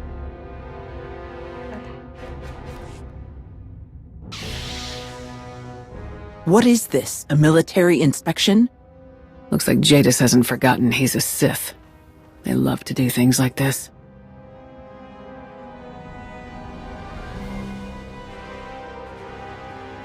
Oh, he's not sitting down to start. I see. That is fun that he has both Force users and gun users on command. Welcome to the Enigma. The Enigma, as I spell it. A fitting name, but I think your ship could use some work. What? Why did chat This show ship up? is a wonder. Escape! That's no, we're recording this for posterity. You can't have showing up talking about PvP pops. Do we finally get to romance his daughter? Who? What is this? A military inspection? Looks like Jadis hasn't forgotten he's a Sith. Oh. They love to do things like this. I don't think you could do that because of certain choices you likely made. You put her in the boiling hot tubs of Dr. Pepper, you know? She's cool though, she's crazy. Latin says, I just returned after 5 years. The timed events are really cool. Dynamic encounters! Welcome to the Enigma. A fitting name, but I think your ship could use some work. This ship is a wondrous artifact, but it does not belong to me. It is simply the key to many mysteries I wish to solve. I appreciate your accepting my invitation. I will admit, I did not know for certain if you would follow the trail. Is this Darth Null shit? I am pleased you made the intelligent choice. I don't trust you, and I doubt you feel any differently. But if you have useful information, I'll listen. I could tell you, but without my cooperation, what I know would do you little good. Our goals are aligned. It is only logical that we should collaborate with one another. And what do you think my goals are? To stop Heta Kol and break her hidden chain. To thwart Malgus's plans. To bring order to the galaxy. A sequence of events has been set in motion, and you have placed yourself at its core. The version of Darth Null's machine that you destroyed on the Hidden Chain's prison ship was merely a prototype. Heta Kol and her followers have nearly completed a full-scale version of Null's masterpiece. But Malgus intends to wrench it from her grasp, and Heta Kol cannot stop him. This must not come to pass. Malgus must not be allowed to use Null's machine. I know what Null intended to do with her machine, but how is Malgus planning to use it? To throw the galaxy into chaos and flames. Malgus is no longer the warrior he was. He is a broken man, obsessed with his own legacy. He's been thwarted, defeated, and caged, maddened by the need for vengeance. All that's left for him is a grand gesture that will burn his name in the stars. So he believes. And I suppose you alone hold the key to stopping him. No. You do. The true power, the only one I have need of, is bound to you. You hold Null's prize creation in your hand, the potential key to all of her masterworks. Each of her designs, including this ship, connected and controlled by the information in the holocron. But in order to use any of them to their maximum effect, the full power of the holocron must be unlocked. Null's machine cannot be mastered without doing so. This is something only you can achieve, here and now. I've been across the galaxy and back to learn what I have about Darth Null. How do you know so much about the holocron? As I said, I have need of its power. It would be careless of me to be uninformed of its inner workings, or its whereabouts. Anything I did not know, I have learned from the Enigma. A shift in power is coming. You have been warned of it, witnessed it numerous times. Null's machine is only a part of it. Good intentions are not enough. The only way to preserve the galaxy is through structure, order, fear. You have the power, but I have the focus. Together, we can do what no one else can. You've come so far, made so many significant decisions to arrive at this crossroads, and now that you are here, I trust that you will make the correct decision once more. We're outnumbered and on Jadis's turf. Be smart about this. All right, Jadis.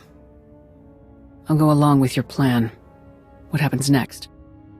My disciples will escort the two of you to the lower levels of the ship. There you will find the means for you to unlock the holocron's full potential. We will speak again afterward.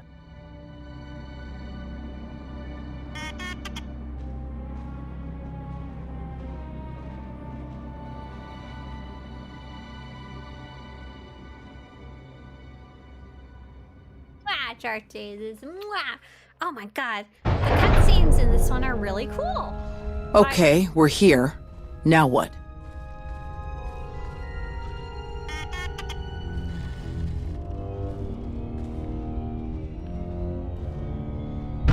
Guess they're not gonna show us around.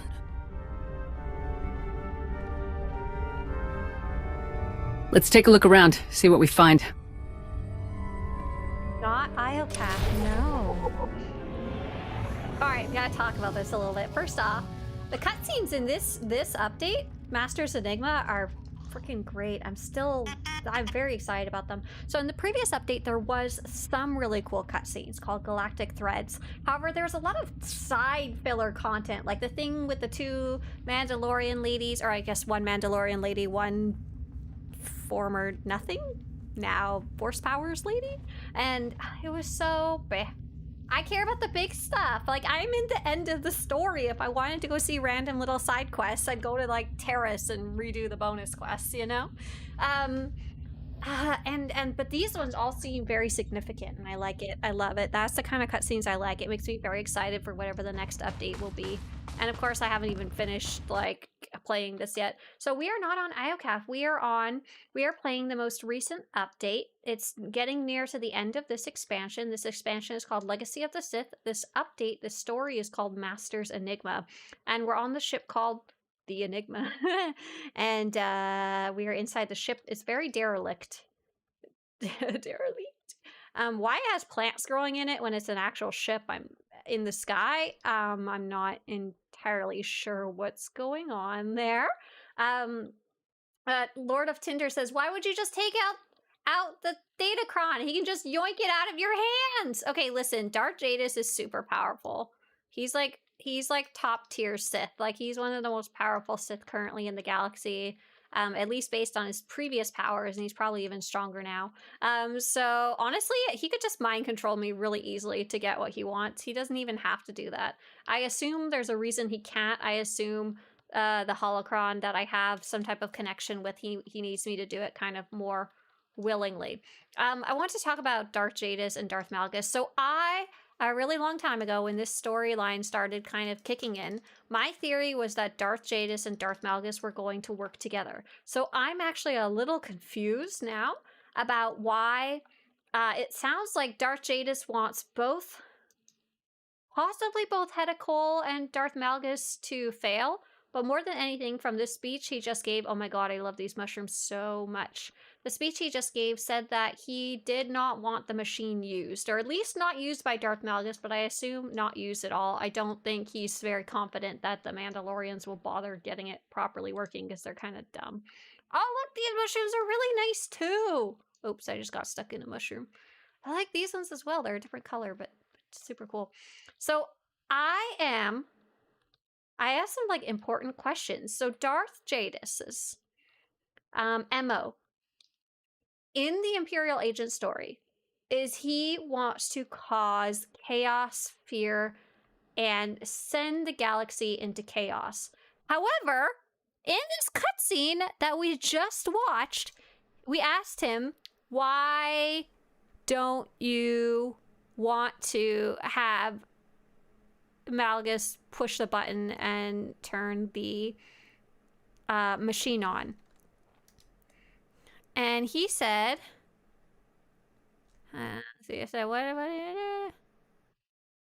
this must not come to pass. Malgus must not be allowed to use Null's machine. He wants to throw the galaxy into chaos and flames. But like, isn't that super, for those of you who played the Imperial Agent story, keep it kind of spoiler free, isn't that super what Jadis wanted in the story? Or does he think I'm stupid? Does he want me to bring the holocron to them so the plan does come to pass? That actually makes 10 times more sense and is probably actually what's happening. Darn it. Okay. that I realized is probably what's actually happening. Okay, so we are on Darth Null's ship right now. So, I guess we'll need to figure out what to do next. Oh, so this is what I did last time. I picked a door, and I think I got through one door, and then that's where I had to kind of stop. Look at all this. What is the deal with this ship? Here we go! She did not like that. She's like, what's going on with this ship? Why is it full of critters? I have the same questions, Tawadare. Someone, like, I like how Darth Jadis has this whole, like, trooper cadre of like, little army, and he's like, nah, you guys don't need to You don't need a you don't need to mow the grass. It's fine. I like it that way, he says. Leave it there. I like a little bit of plants and mold in my ship. Sorry, I'm muting it because I have the sounds up really loud right now. So I think we did have a nice question. Sorry, Latin over on YouTube said, I'm following your guide to the quest and flashpoint order. Oh, you're following the story order guide. That's awesome. And it's making the history more consistent. That's fantastic. I wish they implemented that hide expansion content if you want. Oh, are you accidentally running into some of the expansion content? Or do you mean like you go to your ship and you're like, oh snap, this is like not in order at all. I think they're working on something actually called the Eras window that you may or may not have discovered yet. And I think their goal is to try and make that a little more obvious and more consistent about how the storylines work. But that one doesn't include all the side stuff like Oricon, which you may not have come across yet. But yeah, have fun there. Maybe the ship spent some time in a swamp like another ship we had, right? That's what I'm kind of thinking. I just realized I don't have to fight any of these guys because I have stealth. I am so dumb. I've been stopping to fight them this entire time. Oh, I went to the other side first last time. Oh, wow. That looks like Jedi architecture. Look at this. She made like a, oh, that's so cool. She made like a daytime room and the other room's like a nighttime room, which is what we went to first on the Imperial story. I assume you get to go do both. I didn't get a chance to yet. Hang on. I get a little screenshot here because it's freaking cool. This looks like Jedi architecture. It sure does, Tao-Dare. This over here. Like some type of machine up here. I guess I should follow the quest. It'll probably be more fun that way. What the heck is this? Oh, it's a creature. A ground puggle. Oh my god. Why are you called a puggle? You are stupid cute. What are you even actually? What are you for real? You are not a puggle. You are not very cuddly. You're also evil. If I'm not in stealth, you would attack me. What are you guys over here?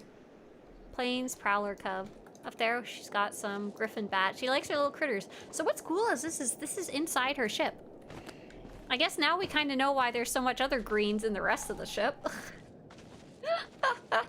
It's just overflow from this area and probably the other area too. Oh, what's going on over here?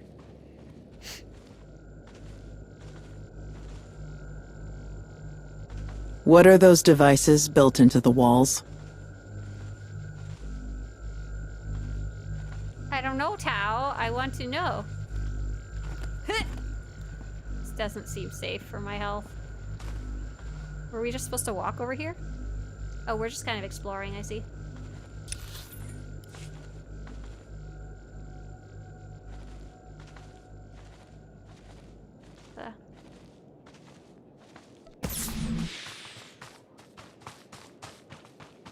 Critters over here? I hope not. No, okay. Oh, pretty! Oh, that's a cutscene, my bad. Oh, look! Red Darth Null. Oh, this is, the person! Null the person. What's her name? That's her proper name. I cannot remember. Giant subwoofers, yeah. They're clearly amplifiers of some sort. Okay, it looks like something is happening here. Thank you, Tao. Very insightful. Holocron! Possible to make them more aggressive. Alterations to the diurnal cycle of the simulation have proven fruitless. It's Darth Null. You know what she looked like? Sort of. Oh, she has no face? Is she supposed to have no face? Assimilation? No. I cannot leave yet. The work here is not done. What work? I will prove that the strong will ever dominate the weak. Well, she's definitely a Sith. If you wish to stay, you must prove you're strong enough to belong. Hey.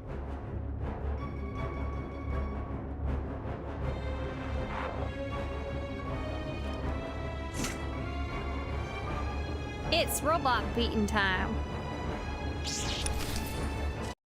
You're gonna turn off this music. It's gonna be too loud. We're gonna kill him in like a few seconds. It's fine.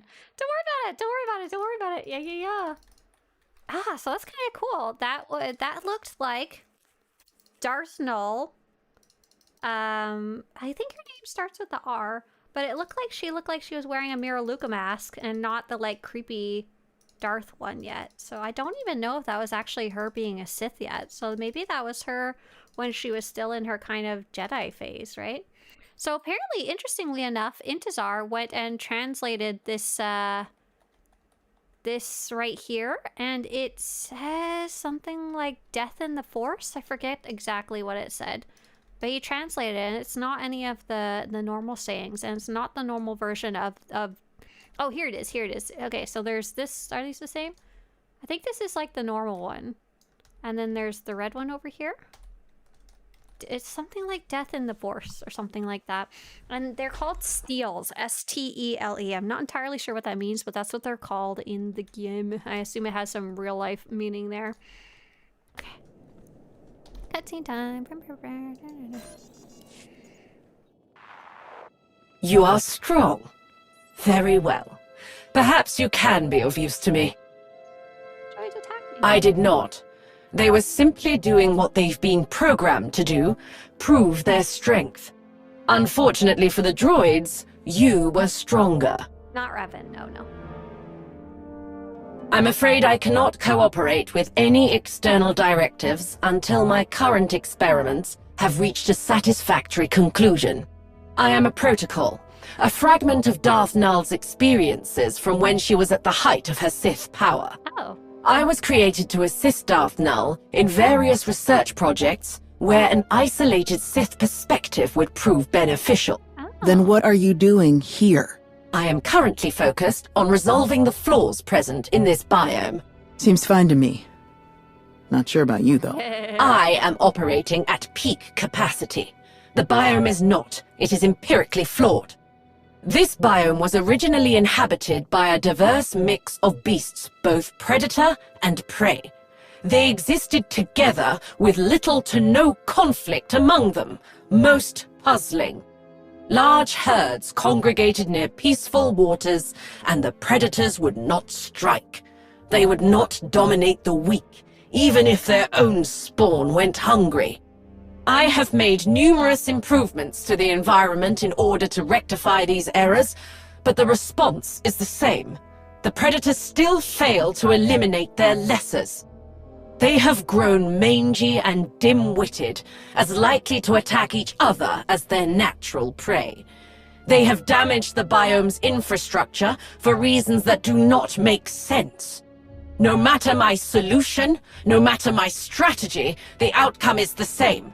The predators do not wield their strength, what they were born to do. They will not be destroyed, they will thrive. They will dominate, as only the strong should. Perhaps if I tried a stronger frequency, it may be that their auditory capabilities are not as keen as I had thought. She looked like she recognized Null's holocron when you took it out. Maybe we can get her to help us if she's not so focused on the biome. So that was super cool. So for those of you who didn't already see it, we got to interview the voice actor for Darth Null.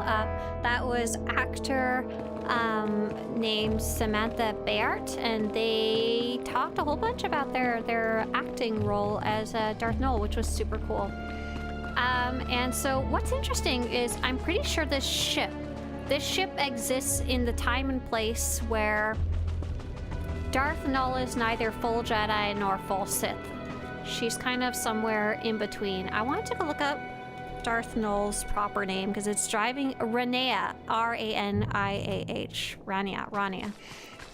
So this biome looks like it's kind of more on the Jedi side of things, and she wanted to talk to a Sith version of herself to get more context, a version of herself that's a lot more one-sided versus probably herself at that time. She felt she had visuals from both sides, I guess. She was both Sith and Jedi, or had perspective from both sides. So I'm supposed to be exploring. There's a specific spot I'm supposed to get to, but I can't. I'm gonna go for a bath. Yeah, where is it? Where is it on the map? Up ahead. Okay. Record whatever the voice line is for it.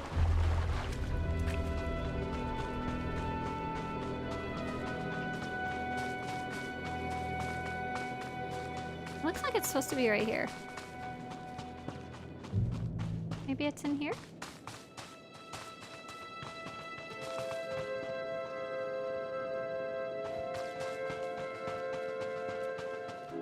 Ah! No, leave me alone. Bye. Here we go! Oh, that was not goodbye enough.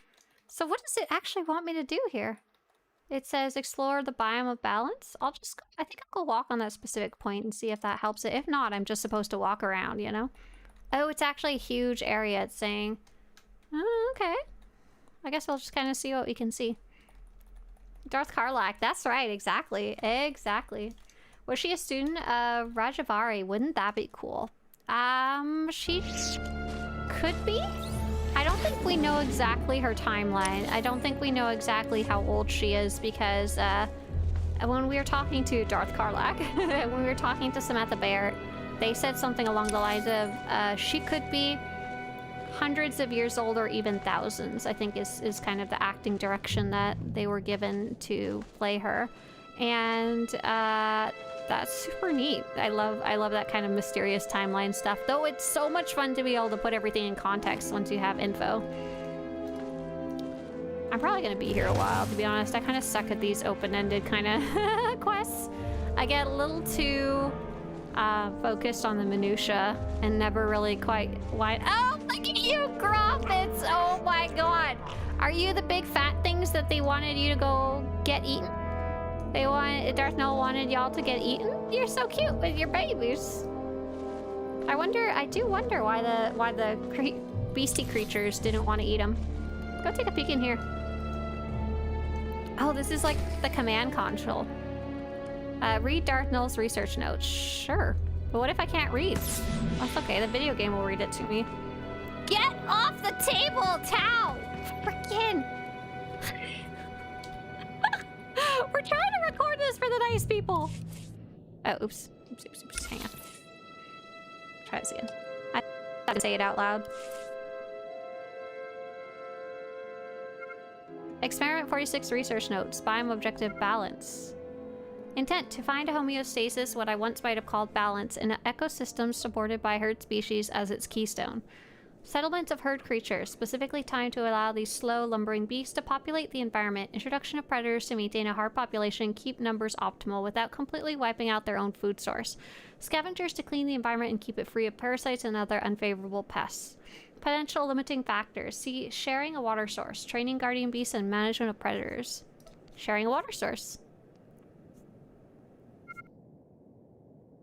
This biome contains one water source that all creatures must share, which could be made inaccessible by overzealous predators.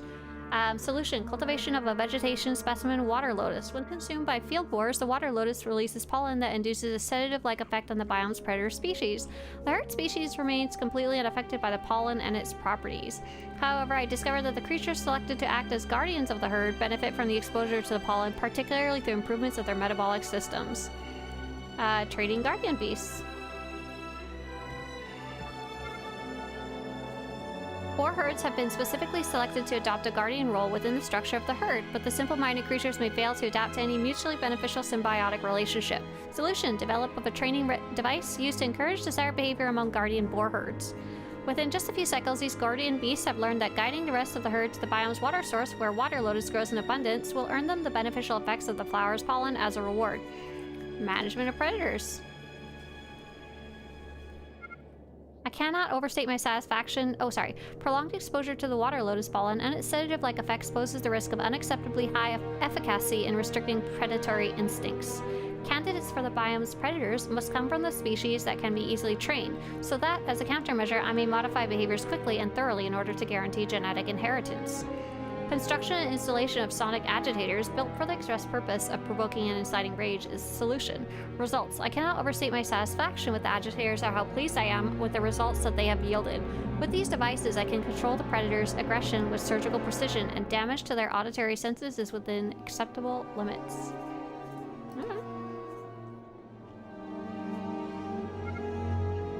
Setbacks to be immediately addressed. The cave wampa introduced in the predator selection cycle has learned the purpose of the device used in the process of training the guardian beast. Attempts to recover the device from the wampa's lair have failed. The creature has learned that as long as it possesses the training device, it can lure the herd creatures to it, negating its need to hunt.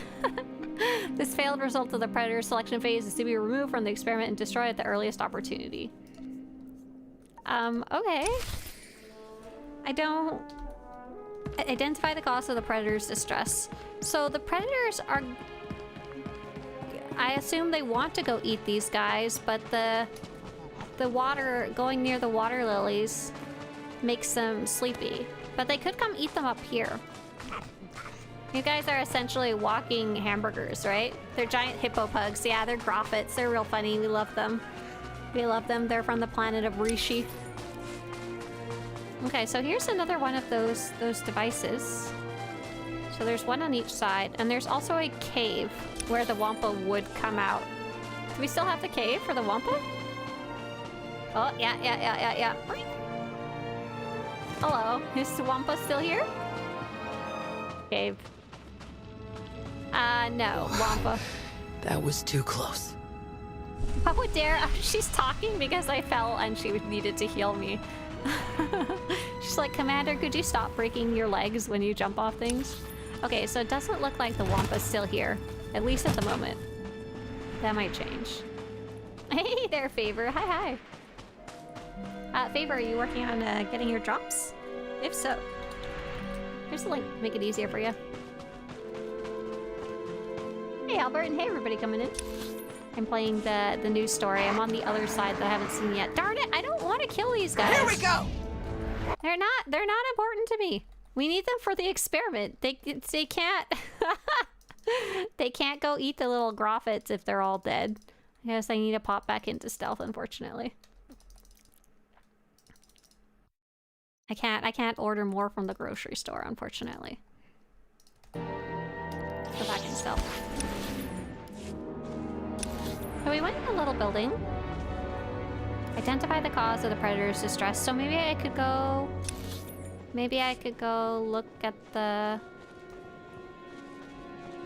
plants, I wonder?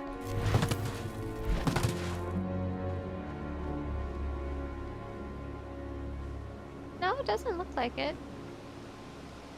I don't know if I've explored the whole map quite yet. It could be something in the center here. Hello, are you in distresses? Do you feel distressed? Hello, I'd like to interview you about your distress. Oh, here's some more. Oh, there's some more. Okay, these are the boar heads. These are the... I thought they would be the same species. These animals all look messed up. Typical Sith. It says, metabolic shock. The animal is near comatosis. Some vital component of their metabolism is missing. Oh, you little guys. You guys are pumped full of drugs to be good guardians, but someone messed up somewhere, huh? Hello, guys. Is there any... Can I give you some salt or something? I found out that if I wanted to get my blood pressure to be higher and to potentially make me feel less tired, I would have to eat a whole bunch of salt. Like, some people say, like, you have to eat, like, twice as much salt as a normal person would. I need to feed you something, but I'm not really sure what. Identify the cause of the predator's distress. I guess it's still the same. I guess I could go look at the subwoofers? What do those guys eat, I wonder? What are these birds here for at all? What are you guys doing? Are you just predators of various types? There's a nice little cliff over here I should probably go explore. Banana! Yeah! No, that's potassium. Yeah, that would work too. You are correct. Oh. I was hoping I could go mount up, but it doesn't look like I can here. I'm gonna go back up and look at the subwoofers. Hello, it's me, Freddy. Hi, Freddy. Freddy, how's your story going? Have you finished up? Have you worked on Tython a bit? Where would she... These are what's making the animals aggressive. We have to take them out. We don't want them to be not aggressive, I don't think. Paladare, I don't think you understand this experiment. What are you doing? Cease your interference! Never mind, apparently we just need to mess with Darth Null. Or Darth Null's AI. You got to the next planet? Nice! Which planet did you get to? Did you get your first lightsaber? Oh, here we go. We're gonna go stomp on our plants, too. Nice! Congratulations! That's cool. Get some little pollen. Oh, look! She's got a weird little... Oh, wow! The Adreno is the same 3D asset as the ones from the Dantooine biomes. That's kind of fun. So, Darth Null was talking a lot about biomes, and it really made me think of the Dantooine biomes. So I'm kind of wondering if the Dantooine biomes were like an experiment by Darth Null. I don't think there's anything necessarily that points towards that as being a solution or anything, but... Oh, these poor little guys over here. Taking a little nap. Taking a little nap. Here you go, little bud. There you go, feel better.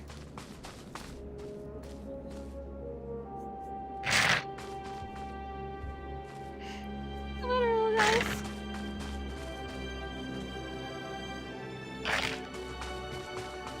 Wakey wakey, eggs and bakey. I don't understand. Yeah, me neither, Darth Null. It's okay. I don't fully understand what's going on either. Locate device to retrain guardian beasts. Oh yeah, that's Oh, we need the device. It was in the Wampa cave. That's right. Oh, hey, look, the Wampa's there now. They snuck him in there when I wasn't looking. That's not fair. That's cheating. Maybe he was just on a little vacation, you know. Let's go kill him, it's fine. Maybe he was just hiding in the corner where I wasn't looking when I was in here last time. I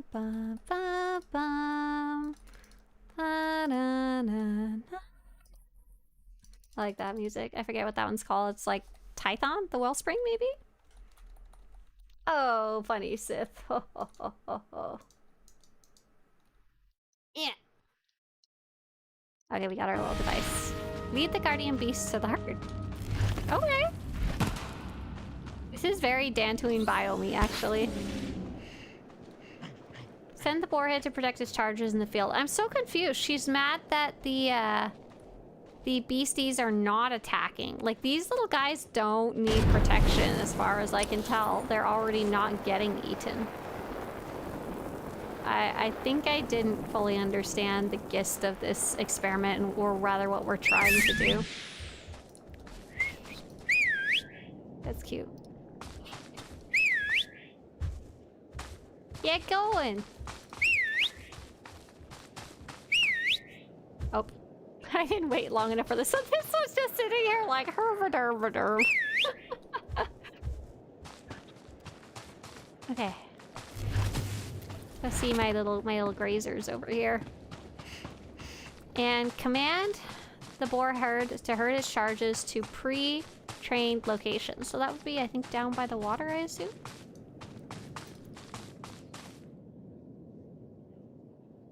I'm not sure this is the strangest mission I've been on, but it's up there. I don't feel like I fully 100% understand this one. That's okay. Maybe I'll understand it by the end of the quest. Get going. Tip top. Go bring your guys to the water. But the predators still don't want to go eat them. Because the water keeps them away. Okay. I said get going! Chop chop! Let them go! That's super cute. Super cute. Aw. Okay, everybody's hanging out here. And then... do I need to, like, go kick the predators? Be like, go get them. Eat them. All the tuning miss animals' natural behavior, you fixed it by removing... Fascinating. I must report my findings. Oh, go back to Darth Null, got it.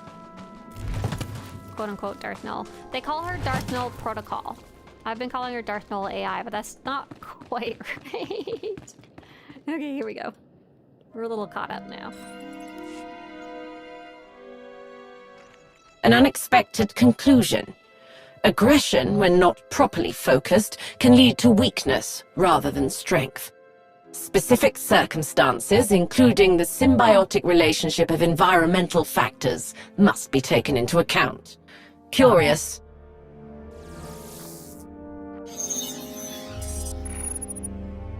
My analysis is complete. I will take these findings, along with my data from the previous biome, to the Enigma's mainframe. If there is any other information I can impart, say so now. Otherwise, you may begin the process to upload this protocol to the mainframe. I will return to the mainframe. If suitable conditions are met, I will commence protocol synchronization. Can you take us there? I cannot. I do not possess the necessary level of integration with the ship's framework. From here, I can only go to the Enigma's mainframe. Darth Null had a relentless drive to understand the great mysteries of life and the Force, and to share her findings with the galaxy. She knew that there are many different paths to power, each with its own advantages. Intellect and cunning were hers. Is that how she survived being forced to become a Sith? The Sith embraced, even encouraged her brilliant mind and the things she created. But her greater intellectual freedom came at a cost. What can you tell me about the holocron? Its primary function is to serve as a repository of all Darth Null's knowledge. However, its functionality is limited in its current state. At the moment, I am incapable of expressing more than this. What was the purpose of the experiment? Why force the creatures into such cruel scenarios? Harmony is death. Without conflict, there is no growth, no advancement. The strong prey on the weak, and the strong become stronger, but so do the weak. They are forced to adapt and improve, or risk annihilation. They are forced to pursue their fullest potential, as all life should. That's it. Begin the process. Interesting. It's weird that she was like trying to force conflict, but she was also trying to pull all the levers in the background, you know? It didn't really wind up working. It's a really cool area, I like it.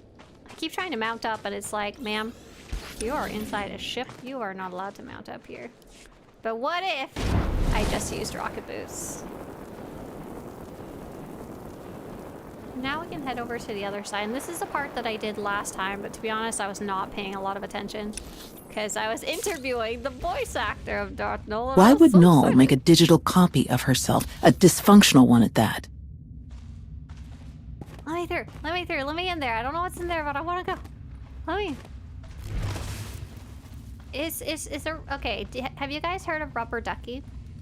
Rubber ducking is when a programmer puts a rubber ducky on their desk, and it could be really anything, and you're supposed to talk to it, and it just kind of helps you like talk out your problem out loud, and might help you see a solution in that way that you might not have otherwise, or make it easier to understand a problem by talking through the steps. Kind of like writing down how does this work might help you understand better. If Jadis needs us to do something to the holocron, why not just tell us where to go? Oh.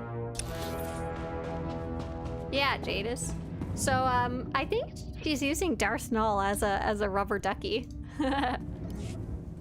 Hey, Timbo, hi.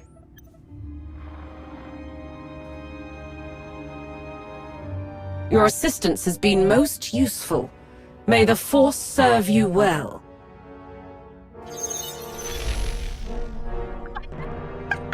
So, now what?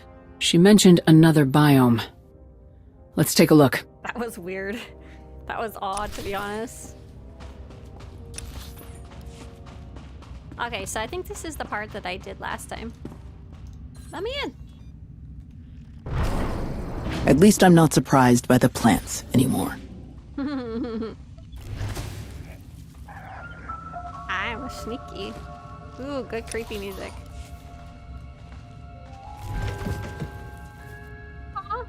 Oh, not aw. Do not cuddle this one. Is angry creature. Wait, does angry creature have eyes? Yes, it does. I wonder if her being near Luca has much to do with it. I'm Commander Shepard, and this is my favorite MMO in the Citadel. Oh no! You're not allowed to cross-train those two voices. I read about rubber ducking yesterday. I should try it myself. I've never tried it myself. I missed the other place already. I almost have a phobia of talking to myself. I find it very odd. When I started streaming, the whole concept was like terrible.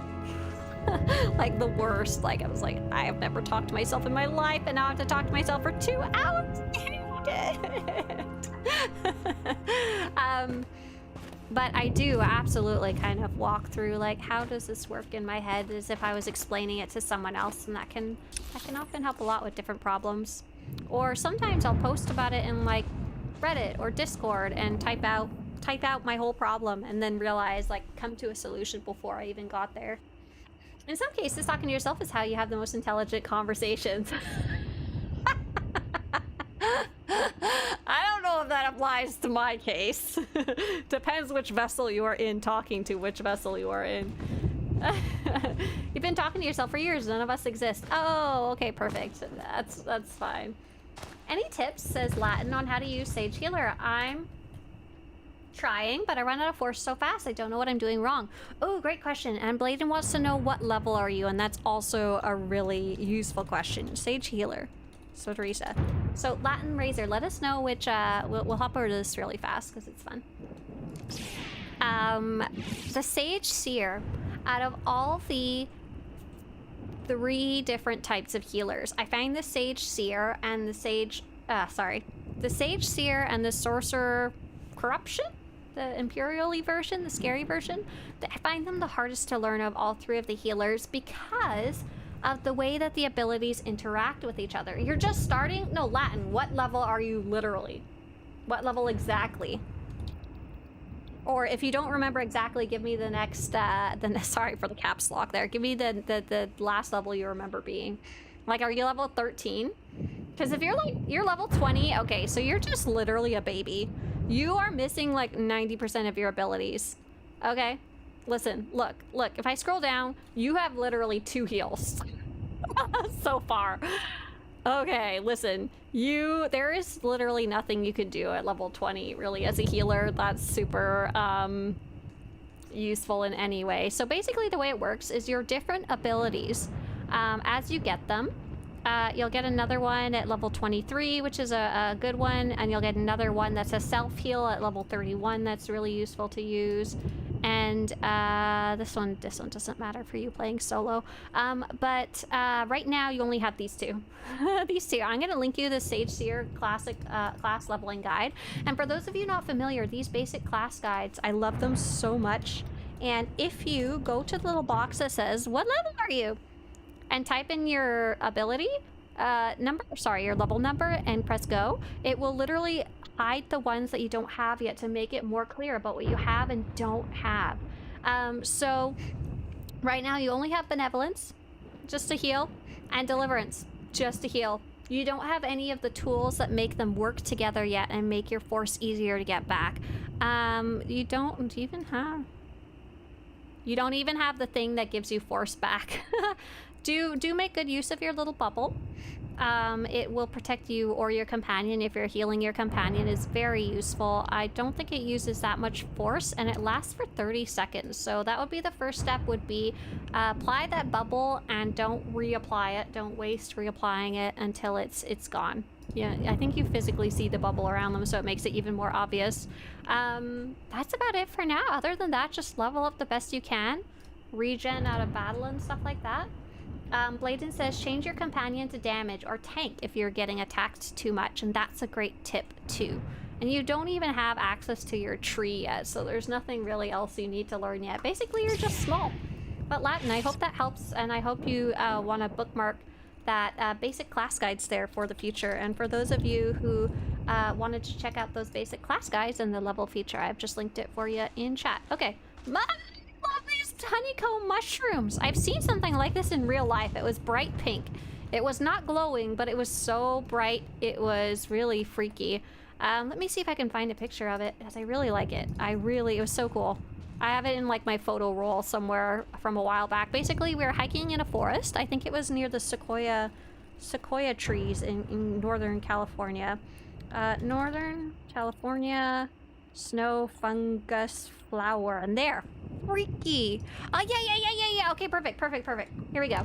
They're called sarcodes. And we'd wander around, right? We'd be wandering in the forest, and everything's all forest colored and pine needles and stuff. And all of a sudden, we would come across just one of these growing in the middle of the forest.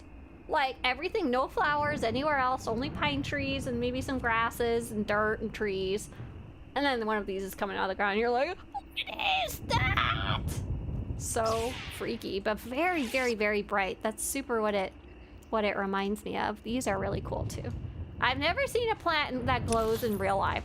I got a chance to see some jellyfish, little baby tiny, teeny tiny jellyfish that glowed. Those are super cool. I saw those in the mangroves of Florida. I went on a kayaking tour where they specifically take you in the mangroves. That was super neat. And those jellyfish were, let's see, mangroves, jellyfish glow, Florida? Let's see. I think this is a pretty good example of kind of what they look like. We happened to go during the time when they weren't as glowy and as there wasn't as many, but we were able to see a couple. And what's weird about these jellyfish is they're not very big. Maybe this big, very large, but there's so many of them. And what's cool is you can pick them up. They're one of the few types of jellyfish that don't have a sting, so they get eaten really easily. They're like the bugs of the sea, though. They just make a bunch of babies, and that's how they handle it. And they're just like a glorp. They're just like a glorp in your hand. And I refused to pick one up, but Mr. Swtorista did, and I felt a lot of joy in that. And this is kind of what they're shaped like. They're pretty cool. They're just kind of weird little organisms. But yeah, if you do it in the dark, you can actually see some of their glow for the first few seconds that you take them out of the water. Then you ideally put them back right in right away and they just go burp. Hey there, I'm looking for advice on daily areas to do on both sides. I got my daily heroics down, but no idea of areas for a fast sweep. Any insight would be nice. Amaterasu, what is your goal? What are you trying to earn? Hey DCH, good job doing your taxes. That's awesome. DCH says, I've seen bioluminescence on Catalina. So Catalina's a little island off the side of California that people like to go visit. It's kind of almost a nature preserve at this point. Ooh, pretty. I've never seen that. That's super cool though. I would like to see something like this one day. But it's hard because I'm pretty sure, 90% of these photos are kind of probably photoshopped. Yeah, Amateuras, let me know what your goal. What are you trying to earn and or do for doing fast dailies? But yeah, good luck to Latin. Good luck learning your sage heals. Okay, we're gonna go talk to Darth Null. Hey Kips, hi and bye. Have a good one. Extra money, got it. I don't care about reputation yet. Okay, so you're looking to earn tech fragments maybe. All right, looks like this might get us somewhere. Bladen gave you some really good suggestions right there. CZ-198 is the fastest daily area. Section X is really good too. But CZ-198 is the one people usually do when they're trying to do it super fast. Ah, I've done this part. Okay, cool. This is where I got to on my Imperial. 1,000 pardons, but I cannot return until balance is restored. At least this one's a lot more polite. Balance? What do you mean? Perhaps a different type of containment program would work. If I simply ensure that the next design is more stringent... Blast it! They still do not concede. We're trying to make the beast. Was she talking about us?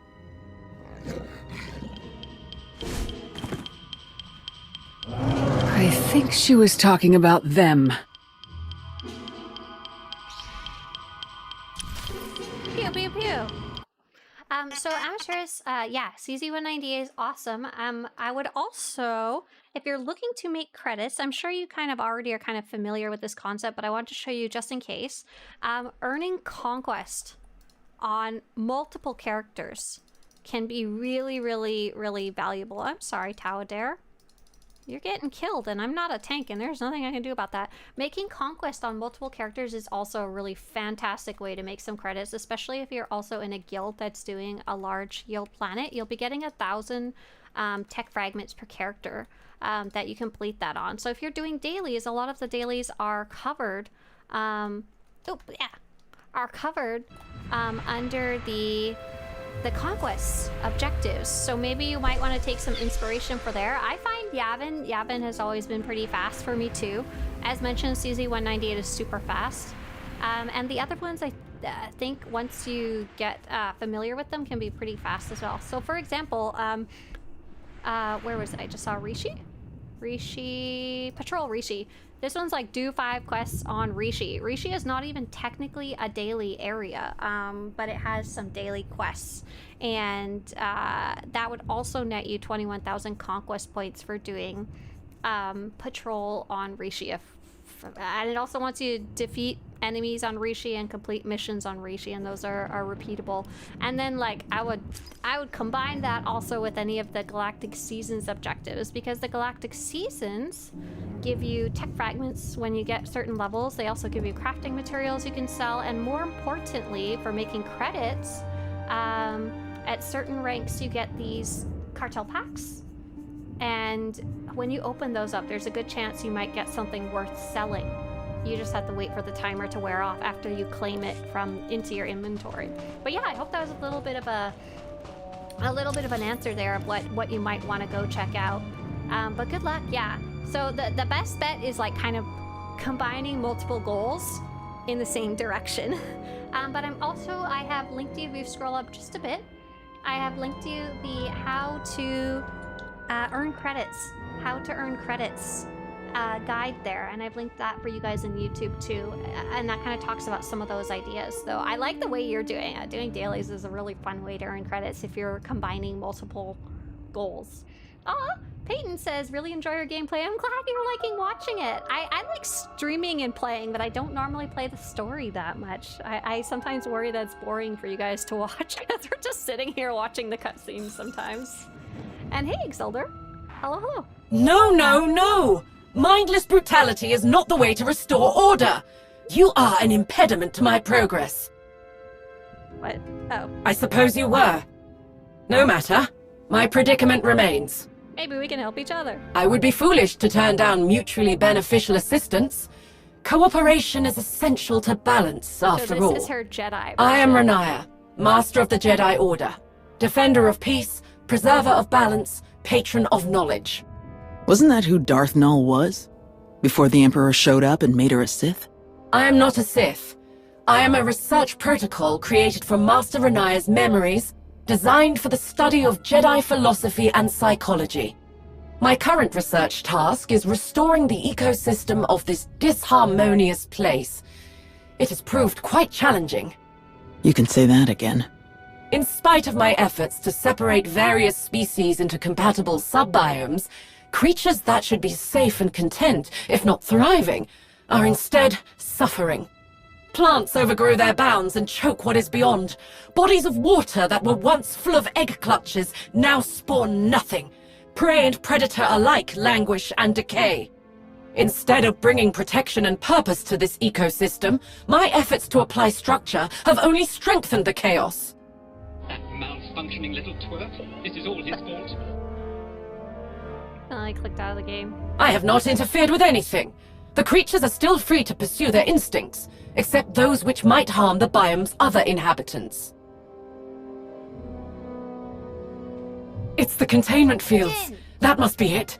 If I increase the durability of the force field by at least 200%... I bet if we sort out this protocol's mess, she'll head to the mainframe too. Oh gosh, if your name is Mexo, Mono, Grizz, Mountains, or Gabes, feel free to say thank you to Bladen. Thank you, Bladen. This is so sweet of you. Really appreciate it. Thank you. You will be able to watch without ads now. We had a wonderful question. Amateur Rusa says, Conquest is done after my heroics run, 130k per side. It's just pure greedy monies and text that I see. I know. Do you have more characters, though? A lot of our friends, especially when they're trying to make money, will go do Conquest multiple characters. Like, as many as they have available, because that is such a good way to make the cash money. What's this little access panel here? Magic says over on YouTube, I have a level 80 Guardian tank that I leveled. I have yet to do a flashpoint as a tank. Oh, can I go in the hatch? Let me in. I probably don't belong here, but I want in. That's fun. Okay, I didn't get this. Spelled out. No. Oops. Magic says, I have yet to do a flashpoint as a tank as I have anxiety about being responsible for others' lives. Any tips? Okay, so I've got some great tips for you. First off, it's never your problem if someone dies in a veteran mode flashpoint. Do you know why? Because when you queue up for a veteran mode flashpoint... Oh, I can't click the button right now because I'm apparently in combat. How rude. Oh. Apparently because I didn't have any clicked. When you go for a veteran mode flashpoint, you have the option to choose damage, heals, tanks, or all of the above, or whichever ones you actually want to play. What that winds up meaning is that when you actually get into the flashpoint, you have no idea what the other players are going to be playing. They could be all healers. They could be all damage, which is the most common thing to have. Whoa, a hole. And they could be all tanks, technically. They could be some weird mix of the above. But the most common one to actually get is 0 tanks, 0 healers, all damaged players. So there's literally nobody responsible most of the time for other people's lives other than the players themselves. There's only so much you could do about that when there's no tank and no healer. So start off by knowing that that's kind of the default. And if you happen to play a tank, well, that's great, right? Or if you happen to play a healer, that's great. Otherwise, they just probably wouldn't have had one at all, you know? I make fun of people who die in veteran mode flashpoints. I die pretty frequently. I'm not gonna lie. You guys have seen me play. And if you die, it's really not a huge deal, to be honest. So what is there to know as a tank? You're level 80. So what's cool is earlier we were talking to Latin Razor, who had a level 20 Sage that they were learning. But you are, guide, level 80, so you have everything available to you. You're just kind of anxious about using it. So let's take a quick look at Guardian Tank. So this is one of the ones that, of the two, there are 3 tanks. It's one of the ones that I play the least. However, one thing you could start off with to be more comfortable is to take a look at the Guardian Tank class guide. Guardian Tank class guide, which I have up right here, and I've linked it for you in chat. And so first off, the things you need to know as a tank is what is your taunt and what is your AoE taunt, and what is your guard. So for the Guardian, it's literally called taunt. It's the purple button. Challenging Call is your multiple enemy taunt. It does a big circle around you and says, hey, pay attention to me. And lastly, Guard allows you to guard one person. To keep yourself alive, here's the buttons you're looking for that'll defend you. And the only way you can keep others alive is by doing your best to taunt the enemies and to go first. You know the class, so you're very comfortable with it, with how it works. But honestly, all you can really do in a flashpoint is hope that your teammates know how to play. So unfortunately, a lot of the time when people die, even when they... Oh, I just found something.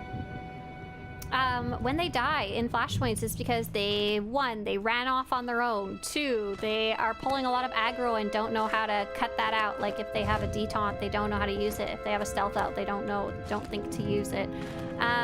They run off and attack something and didn't let the tank go first. And there's nothing you can do about that. Literally diddly squat. So do your best to go first and don't worry about it. But as for the actual anxiety of things, even with knowing all the mechanics, the last thing I can show you is actually the accessibility guide. So that kind of general anxiety of going in and having players worried about letting down other players, not necessarily just in a tank role.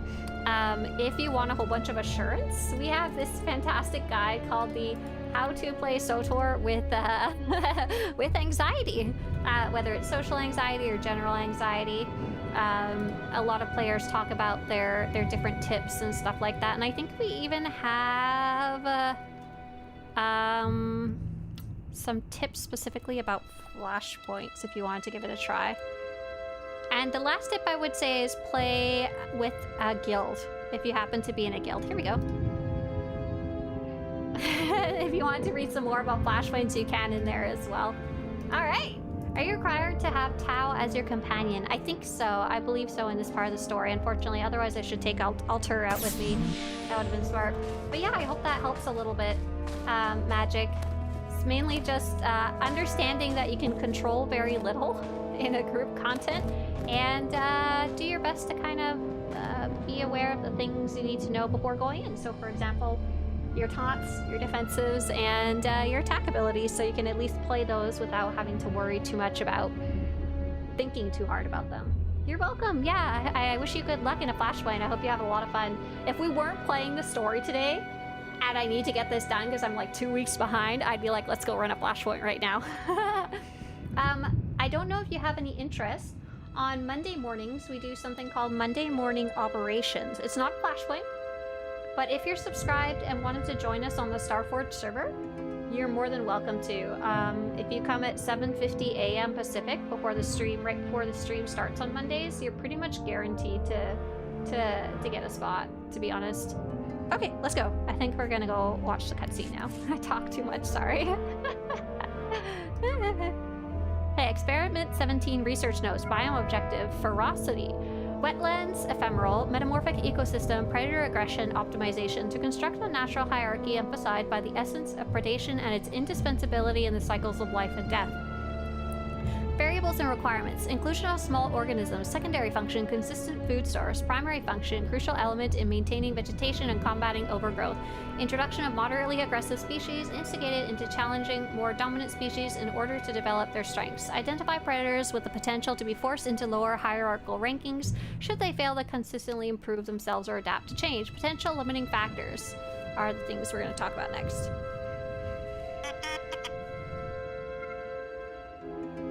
Experiment parameters.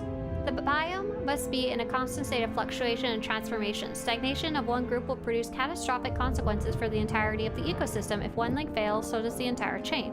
Synthesis and engineering of genetic traits for every species that invariably attracts the attention of predators and stimulate their need for consumption is the solution. Results. The glow emitted by the newest strain of fungi now transfers for the mature insects once they've consumed it. It's a remarkable development to see their very thing that tempted these insects into consuming their prey then become a target upon their own bodies. The marshmaw are now unable to resist their instinctual drive to feed when they catch sight of the glow.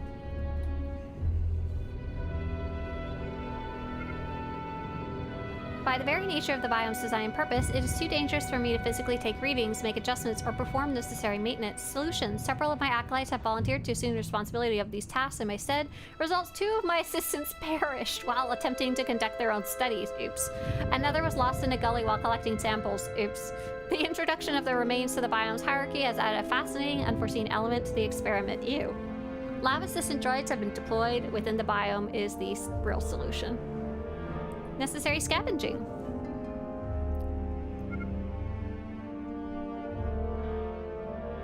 The trees in the biome's environment provide optimal growth conditions for rare fungi poisonous to many of the hierarchy's creatures that thrives during the putrefaction of organic remains. Solution. Introduction of scavenger species that survive by consuming this particular strain of fungi. Results: the slither bats have sufficiently curtailed the uncontrollable spread of the toxic fungi, which is growing at such a rate that the hierarchy's evolutionary capabilities could not have prevented a total failure of the ecosystem. I have introduced an additional predator species to maintain the unanticipated variable presented by the slither bat's population, as well as to provide an additional food source for the apex creatures, replacing the tucata that were contaminated by sharpening their tusks and marking their territory on trees where the fungi grows.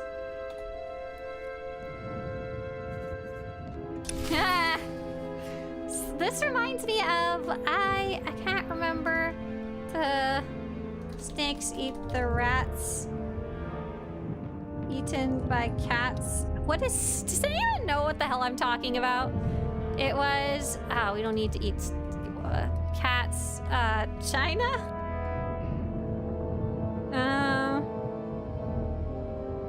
No, it was not useful. Chinese attempts to cull unwanted animal populations in history? The 4 pest campaigns! Oh no! Okay, it was called the 4 pest campaigns.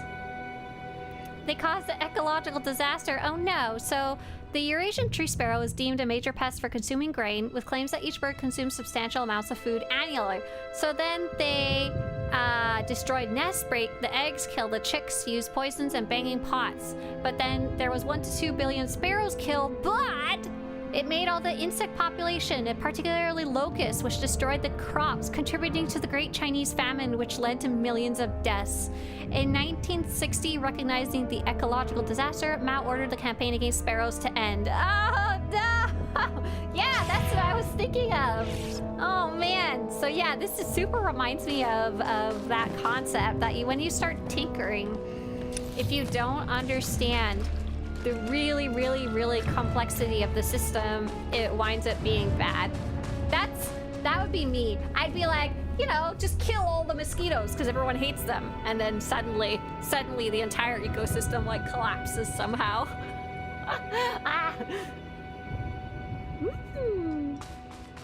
I think Australia did do something similar too. It just didn't result in famine killing millions of people. Okay, here we go. Little cutscene right here. Oh, no, just deactivating. Deactivating the containment fields. Oh! Gracious! When I have the nameplates off, I can't see where they are. Oops. Ooh! A beautiful top. I prefer older styles and style cravats and neck scarves in older style. I love the way little neck scarves and little cravat look. I've never tried wearing one before though. I'm not sure I would know how to properly wear it to look stylish. I love the concept though, and I love some of the beautiful scarves, like silk scarves that I've seen out and about in the world. They tried to wipe out the emus using the army and they lost the war. Wait, was the Great Emu War a real thing? Was the Great Emu War in Australia real? Hang on.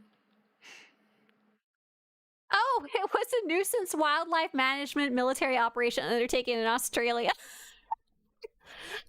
It's a fake thing!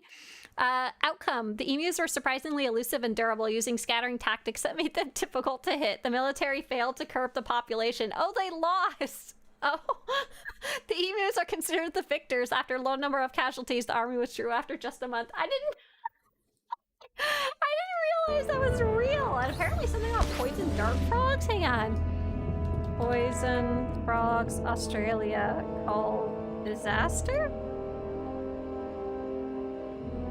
Oh, when they added the frog. The poison frog disaster in Australia refers to the catastrophic spread of the introduced cane toad, not native, poison frogs. Introduced in 1935 to control sugarcane beetles, they failed at their job and became a deadly invasive plague. Their toxic skin kills native predators, leading to massive ecological damage. Oh my god, this has happened so many times. We did not solve, Freddy, no, I wasn't talking to you, you're good. We did not solve the problem there. Whoops. They wasted millions of dollars and ammunitions. They got good practice, I guess, fighting against the emus and learned that they should just accept their emu overlords, I guess. Yeah. Good stuff. So it's very fun to see them playing into those concepts.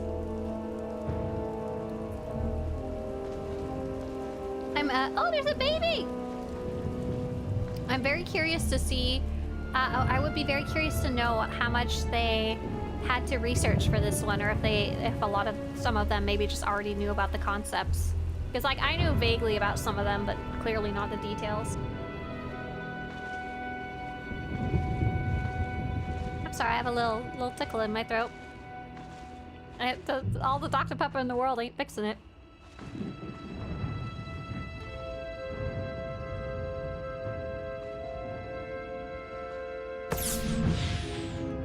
Would adding a combat category to the style category in your fashion outfit thing on your site be something you might do at some point? Third Wizard, I tend to, like, my trooper's combat outfit, I tend to say, for your combat outfit, pick your class. That would be generally how I would search for things. So if you want to show your trooper's combat outfit, just choose them as trooper. Is this how I came out last time? Ooh, water. Ooh, how pretty. Let's go. Oh, this is where I fell down the first time, I think. But yeah, if you can think of a specific use case for it, potentially, just you have to make a good argument for it. I want less categories, not more, so it's easier to search the site. Happy birthday for early April 2. Thank you, thank you. It's very, very, very soon. I'm not saying the exact day. Nah. I'm looking forward to it. I'm gonna eat some, probably, I kind of already celebrated though. Maybe I'll go eat some candy for my birthday. I know I have one more containment field, but I don't know where it is, and I feel very silly about that. So can I get up here? They have already been here. Hey, look, a tube. Can I go in here? Whoa, tube.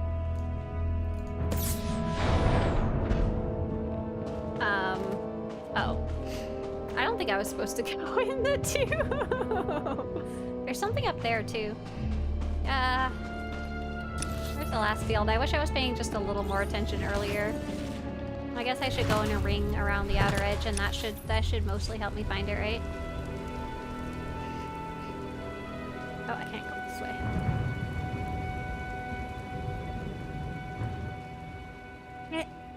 No coughs. It's because I've been talking too much, to be honest.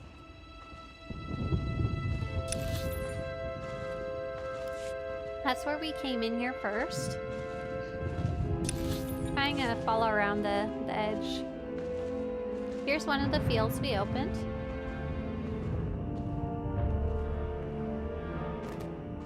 Not really that big of an area, I'm just gonna dump. Ooh, fungus among us. Ah, I see. So you run into this and you're like, oh, I can't really super go forward here, but I can go up pipe. Oh, no, I can't go up the pipe. Let me out. One-way pipe. I guess I would have to go around the right-hand edge instead, because the left-hand edge has a kind of stopping mechanism.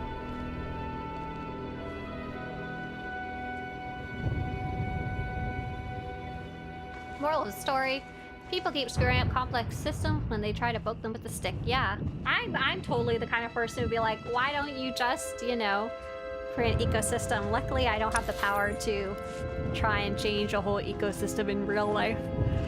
Luckily, I do not have that capability, so I can't screw anything up if if I'm not allowed to touch it in the first place. Where's the last containment system? I'm really starting to struggle here. Hopefully it's in this nice rainy area somewhere. These were where the cute little babies were.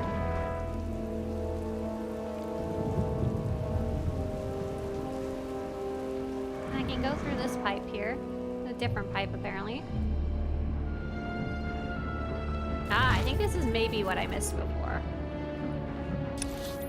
Ha ha ha! Here we go. Where are we? Whoa. Critter. Yeah, where are we? We're in a cave. This is a cool area.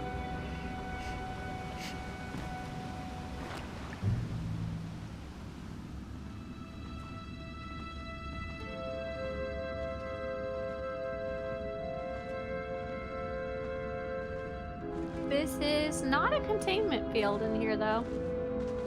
Wait, how do these guys come in and out of the pipe? If so, that's funny. I'm gonna go get a cough drop. I can't stop coughing. I'll be right back.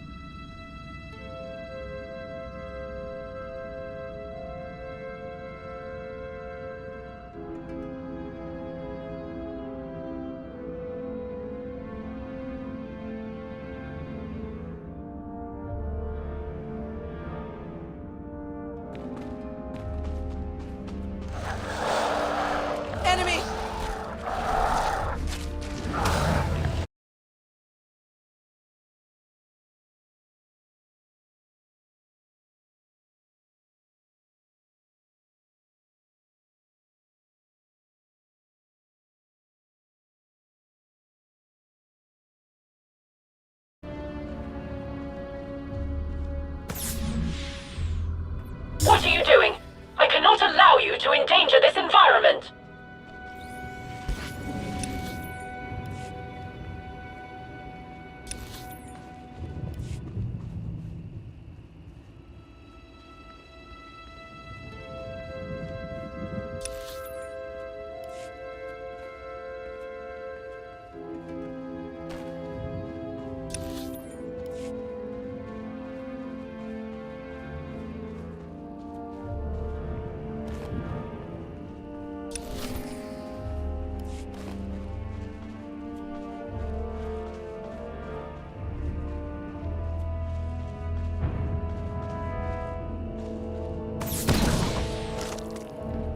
There we go, I love cough drops. Much better. I found the last containment field! What grade would you give this patch? I'm actually pretty happy with this one so far. So the patch, a patch usually contains multiple things, right? When I'm talking about the patch, it would have to include the story and the other content that came out with it and any bug fixes that came with it. So just the story, just the story, I'm pretty happy with it so far. It's pretty interesting all around. Many of the cutscenes have been very cool, especially the main cutscenes.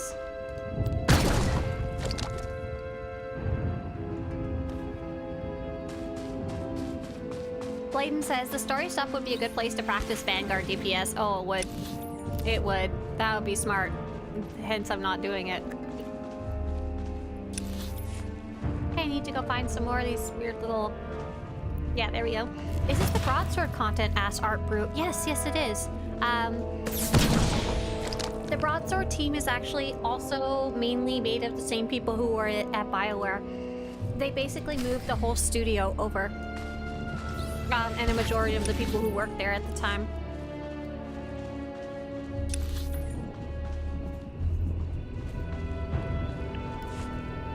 Toss them into the lagoon? I don't think I'm smart enough to know to do all this stuff. I think I should stop mucking about with them. Oh no! What a silly animation. Uh-oh. These little guys are like, tasty snack, please?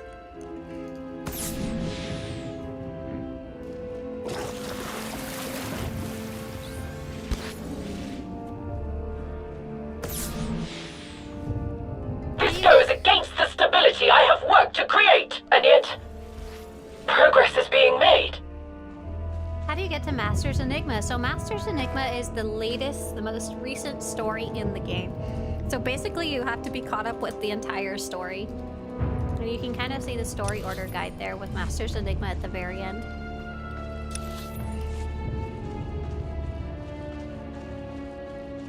Search the observatory for a way to heal the Tukata. Okay, where's the observatory? Up here. I bet you it's upstairs. I lied.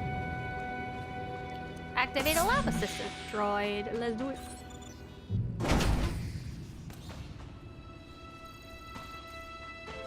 Latin says, I always found it weird how Vanguard uses a rifle and is close range in place of, you know, a shotgun or something. So most of the Vanguard abilities, this is not a Vanguard right now, by the way, this is an operative, which is even weirder. But the Vanguard uses it almost like a flamethrower. An electricity flamethrower. Let's go that way. I see a shortcut. Shortcut, shortcut.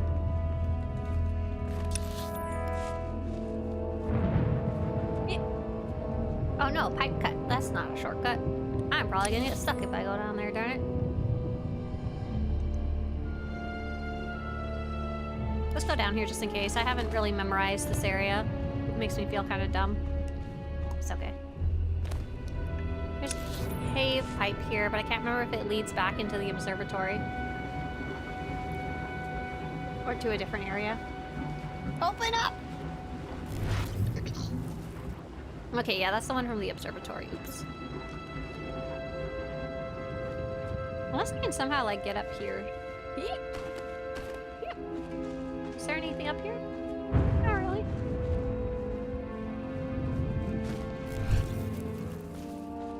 Fred says, what's the name of the item to change your name? Somebody put it in chat and I don't want to know what is the name of the item. Yeah, so the name of the item is called... So it's expensive.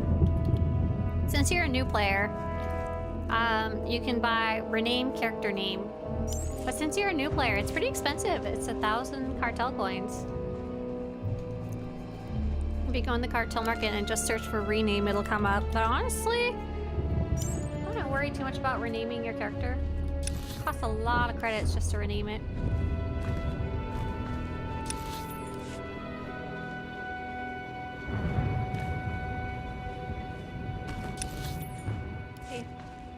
This stream is mostly me having trouble getting around, I'm sorry. Mostly me just sucking at playing video games. Right. Okay, there's a pipe over here. I think this one might get me the long way around eventually.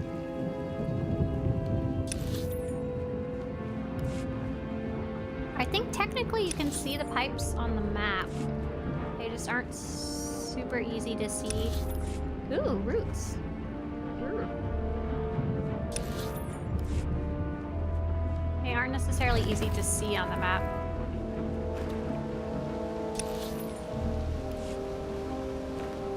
Cool, I think we're getting there. Alright.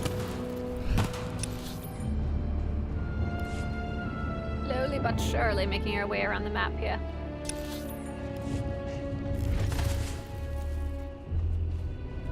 If you weren't getting lost, it wouldn't be a Swtorista stream.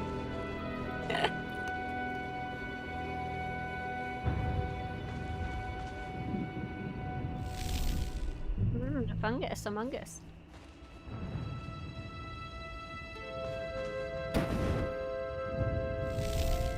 Hey, Valen. Valen, I keep getting tempted to like sit here and open these hyper crates. I think I might do it on Monday if you wanted to come watch after we do raids. I was thinking.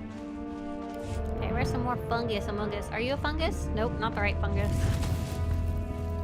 We want glowing blue fungus. Tasty. Tasty, tasty. What's so tasty? I'm just wondering, did you get anything good from your B-Day gift? No, because I haven't opened it yet. I've been saving it. I wanted to save it so I could sit there and open them all at once, because that's like super fun to me. I like opening up the boxes and just having like a ton of stuff from them. Okay, let's see. Fungus! Fungus, fungus. Hello, says KI over on the YouTube side of things. I stopped playing at the end of Coffee. Is the game being expanded still or just maintenance mode? Actually, KI, or is it KL? I'm sorry if so. I'm actually playing the newest update in the game, so this just came out, what was it, 2 weeks ago now? So it's very much the opposite of maintenance mode. It's maybe not being as updated as often as most players would want, but I think that would count for literally any MMO in the entire game. Oh look, there's a little control area over here. Did I get in here before? Is this where I originally found the notes? I don't think it is. But if you wanted to learn more, here's the information about the most recent update. And then the last one before that was in December? Yeah? Late December. So not that long ago, actually. Fungus, I see some. They're kind of hidden. I wonder if there would be some in the pipes. I have to be careful if I go too far out of the area. They obviously won't have any at all. I think I'll scooch around the left-hand side of the ring and see where it takes me. I'm only at 60% fungus. I need to fungus harder. Why? What? How did I get to 80% all of a sudden? Is that my little fungus droid going around and actually getting the ones that I've tagged? If so, that's funny. Maybe I already found them all and I just have to wait for him to do his job. Oh, poor little guy. Oh, there's one right here. Bye-bye. Okay. Can we get it? Hey, Rancor. Yeah. I don't normally stream on Saturdays, but I felt good, so I figured I'd come hop on and play the story. This is a surprise stream for me. I found this area confusing, but at least you have stealth. Yes, having stealth at least makes it so I can run around without having to fight literally every single thing on the map. So I think my little droid, he has to physically waddle his way over. He's very dark, he's hard to see. I thought harmony, but what I created was stagnation. My analysis is complete. Please return to me. Toxic spores. Does that sound familiar to anyone? Okay, how do we get back up here easily? Can I jump in here? I know one of the pipes is like slanted, and that helps me get up faster. They ruined my Vengeance Juggernaut and Warzone PvP. Mike, are you a classic slam spammer? Is that why you can't play it anymore? You're gonna have to learn a class that's actually hard to play. Just joking. A little bit. The biome's natural balance. Oh, I gotta record. Slam spammer was my brain of fun. No, it's great. It was very fun. It's still pretty fun. It's just the not biome's nearly natural as balance, effective. its true balance, has been restored through your efforts. Inflexible concepts of order forced upon any society or system may harm more than they help. I have much to process. Help me, Obi-Wan Kenobi. You're my only hope. Thanks, Inspector. Hey. Thank you. It appears that while I was occupied with my experiments, someone attempted to access the Enigma's files. Numerous times. Who? Jadis? That name is not found in any of the records I can access. I must return to the Enigma's mainframe with my findings and ensure that nothing has been tampered with. If you have need of further information, ask. Otherwise, you are free to begin the process to upload this protocol to the mainframe. My records contain data from the experiences of Master Renaya. By the very method of my creation, I am precluded from having any insight into the experiences of Darth Null. Renaya often felt that her desire for personal freedom and her passion for empowering others marked her as an outcast among the Jedi. But as her confidence in her own beliefs grew, so did her followers. She welcomed this and vowed to share all of her knowledge with as many as she could, until she discovered the limits the Jedi were willing to enforce upon her generosity. What can you tell me about the holocron? Its primary function is to serve as a repository of all knowledge its creator possesses. However, its functionality is limited in its current state. That is all I am capable of expressing on this topic. We kind of learned that earlier. Why you try so hard with the plants? Ah, no! I wanted to ask the last question. Darn it. Here we go, number 3. I want to learn. My purpose is not to determine whether a task is achievable. My purpose is to determine ways to bring order and balance where there is none. The weak need protection, just as the strong need control and regulation. Unchecked, they grow beyond their means. They spread chaos. So, trying to understand, like, is she akinning the Jedi and the Sith? to the predators and the rest of the world as the quote-unquote prey. I know there's probably a bit of spoilers involved here for those of you who have played all the way through the story, but it doesn't feel like it entirely. And then she said, like, there's the prey, but she also talked about the Guardians. Is that supposed to be the Jedi? And then the populace is the Groffits? Oh, yeah, so you're asking, what should I play now? What is the SWTOR? What is the class with Bushwhack? Is it Bushwhack? It's Operative Scoundrel what? Help me out here. Bushwhack, where you just go pew, pew, pew, pew, pew, pew, pew, with a bunch of stuff around you. That's Scoundrel what? Scoundrel what? Scoundrel what? That one, if you're looking for something that might give you some joy of slam spamming, so it's nothing similar to the rotational slam spamming. Scoundrel Bushwhack is the class name. But Bushwhack is a really satisfying, weird, annoying, and loud AoE. She followed the Jedi way, but it still caused pain. She did not follow the Jedi way. That's full of garbage, Tau. To be fair, you didn't get trained in the Jedi way.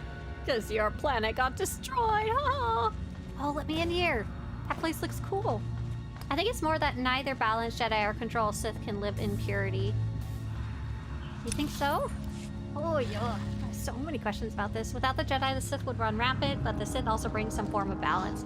But at the moment, they're balanced enough. There's Jedi and Sith, and there has been for quite a long time. So what did she feel she needed to change?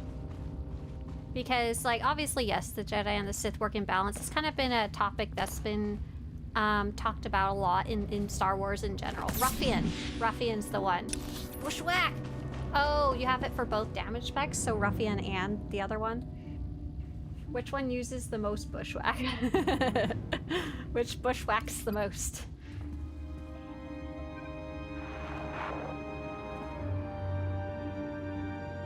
Thank you for your generosity. May the Force be with you. Yeah. I think the Jedi and the Sith are the most in balance they have Same been thing the other one ever. did. Because of gameplay mechanics. They want the Empire and the Republic to be And whatever that able to was play. did something. Come on. Let's see what else it's gonna take to unlock this holocron for Jadis.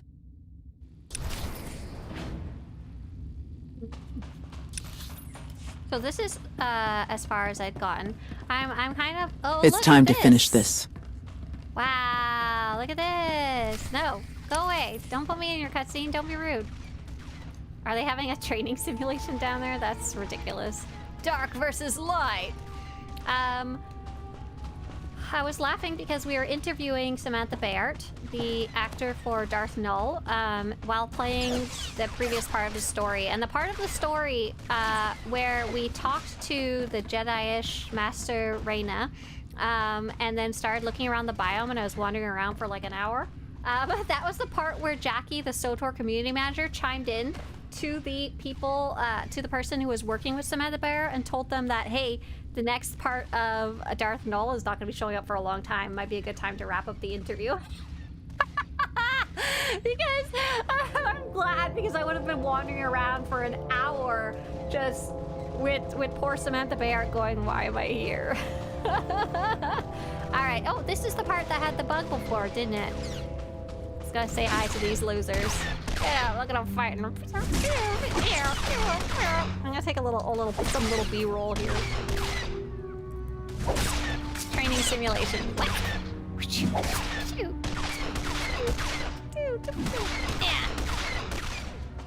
What's this guy doing over here?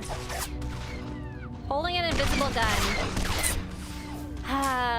Even you have that? Oh no, he's holding the gun, but it's on his back. It's okay, buddy. We all have that bug sometimes. Trooper life.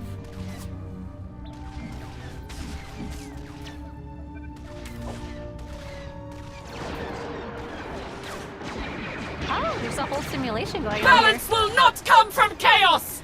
Strength will not come from peace! They're gonna tear the ship apart! Look! On the console! Stay close! Whoa.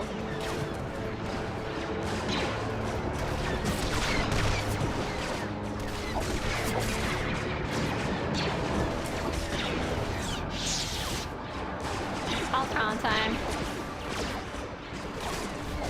What's wrong? Blast! Looks like whatever the holocron is doing, it'll take some time. Uh-oh, Spaghetti-O, we're in trouble.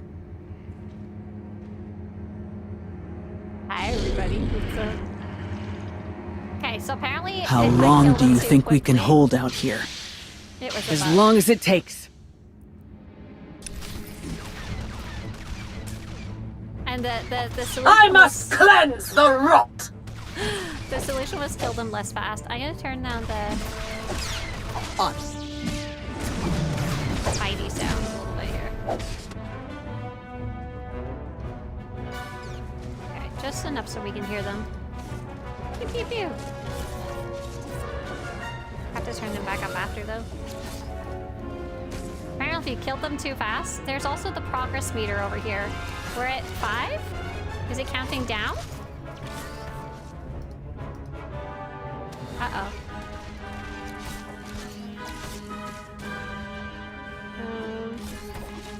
It does, I think they did patch it and it should be fixed now though. This must be very funny from the Sith Inquisitor's perspective. Why do you feel that? You're like, where's some ghosts I can go munch on or something else? Up? Oh, it's counting up, it's counting up. I understand what you're saying. Not look up, sorry.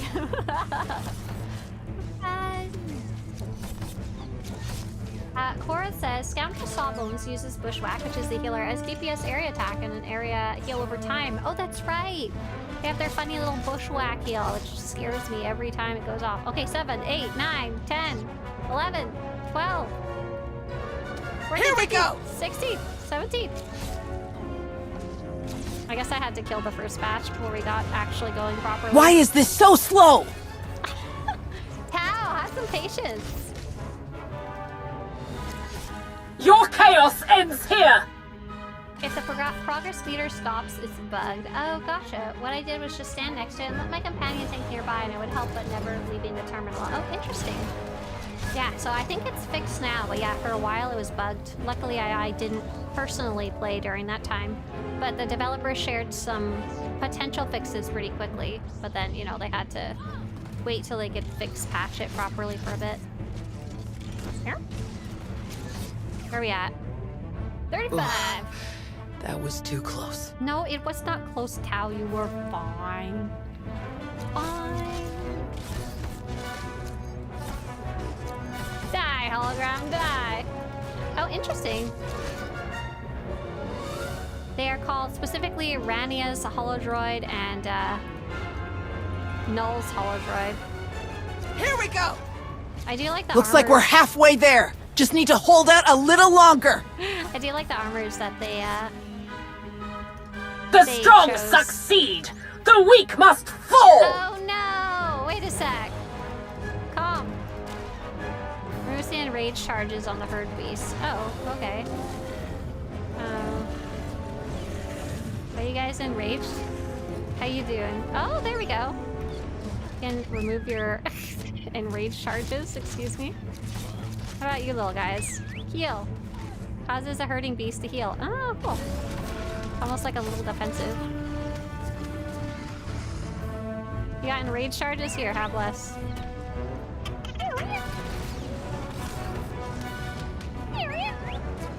Yeah, calm down, little dog. Be good. That's an interesting mechanic there. I don't know if we've seen anything quite like that before. Temporary abilities, yes, but one quite like this, no. Ew. It's fun that they kind of taught you how to use it earlier and then expect you to use it here. Okay. 60%. Enemy! And counting up. The strong succeed. The weak We're almost flow. there. The spice must flow. Oh dear. Your chaos ends here! You. Oh. Who are you? Inject soporific. Used on small creatures at 50% health or less. Oh. If I... Oh. It's faster for me to just kill them. Oh wait, maybe if I soporific them though, the big guy will eat them? Oh, he did eat them! Eat it! Stupid Veranticus! I was like, it's just faster to kill them. Like, no, it's not. That's fun. Oh, he got back up. I thought he was dead. Let's see. Tau, don't kill him. Don't kill him, Tau. Okay. Bat, go get eaten by Veranticus. He's all sleepy. Can I kill him? Or is he sleeping? Eat one of the bats, buddy. Fun little experiment fight here. What's interesting is this is a fight with mechanics and it's designed for solo players. I feel like this wouldn't be easy if you're not necessarily comfortable. Oh, I keep killing them because I keep forgetting not to kill them. Oops, okay, hang on. Here we go, put them to sleep. Oh, I keep getting interrupted. Could I just kill him the old-fashioned way? I did it once the fun way. Okay. There we go. Ow! Schloink. Come on. So he's sleeping. Can I keep attacking him when he's down? Yeah. Oh, yeah, and you do so much more damage when he's down. Got it. That's kind of what I was missing before. I'm not strong enough. Spice. There is no balance without conflict. Yeah. Okay, anyways. Now that we've successfully murdered pretty much everything on the planet. I don't know if I would find that fun. I did find it interesting, though. I don't particularly want to do it again, though.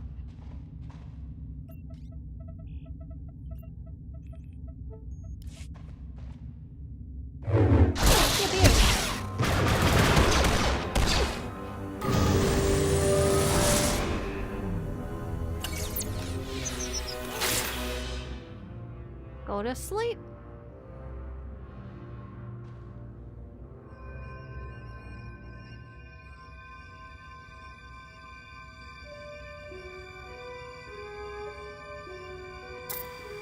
Oh, it's opening! It's the first time it's done that, right?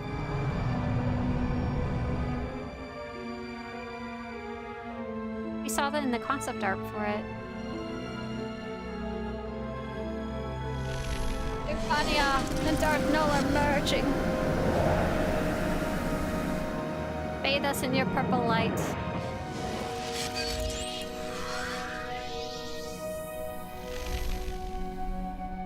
Data merge complete. Hello, I am Darth Null's personality matrix, ready to assist in your research efforts. What do you mean? What exactly can you help me with? Whatever knowledge Darth Null possesses, which is a great deal, I may share with you. Put simply, I am Null. Her memories, her experiences, her knowledge, from all stages of her life, now contained within this holocron.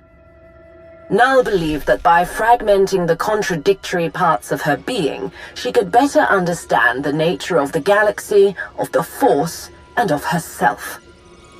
And now the inquiry is finally complete. It will take some time to process the collected data. Unfortunately, it appears the prolonged absence of Darth Null herself has created many unforeseen conditions on this ship. No kidding. Jadis mentioned unlocking the holocron's full power. What does that mean? Darth Jadis. I'm unfamiliar with that name. I would be unable to compile probable interpretations of his words with any certainty. However, I may provide a suitable estimation. The holocron's personality matrix is active. With its completion, it is possible to command any of Darth Null's creations as you see fit. Including Darth Null's machine? While I am now a complete repository of Null's knowledge, I cannot control Null's creations myself. But with her knowledge, I can assist the user in operating the machine to its complete capabilities. Darth Null designed the machine with a singular intention: to alert billions of sentients to their connection with the Force, whether it had been forgotten or simply never known at all. The holocron enables the machine's operation, but my functionality enhances it. With my assistance, the user can direct a message to all those in the known galaxy with a connection to the Force. Oh, wow. Those who receive the message would have the opportunity to explore their relationship with the Force, free to develop it as they wished, empowered to discover their own strength without the false dogmas that have plagued 1,000 generations. Everyone free to decide how to use their own abilities. Free to make their own choice. Think about all the people this could help. The machine neither provides nor offers help. It only grants the tools necessary to help oneself to whoever is willing to listen. Reaching as many inhabitants of the galaxy as possible requires strategic positioning of the machine. Darth Null built her machine on Elom. Perplexing. My data logs indicate that the holocron was disconnected from the machine sometime within the last of Elom's solar cycles. Darth Malgus destroyed that machine, along with Null's temple. If operating the machine located on Elom is impossible, a planet in close proximity will do.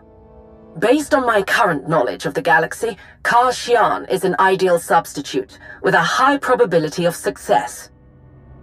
You have played your part well. A rare commodity. Rude. Darth Rivix, Darth what's Zarian? What are you doing here? Kashyyyk is where the Hidden Chain have come so very close to completing Null's machine. I am pleased to hear my efforts have not been wasted. With the final component complete, your role in this endeavor has come to an end. You will relinquish the holocron to me. Bite! Uh-oh. What are you talking about? I thought we had a deal. So we did. And you had the potential to be a worthy addition to my followers. But it is only my vision that Null's machine will carry forward. You will give the holocron to me. Wait, does... All the power and skill at your disposal, and you still fail to recognize the real threat. Haha, dumb. Stupid. Get in the cone of silence, you idiot.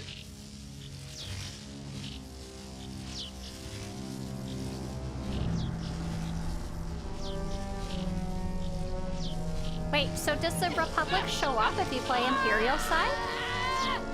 Geeking out, by the way, big thank you. Thank you, hi. Does the Republic show up, or does still these two? What are you doing? Don't! I have to do this. Phone of silence.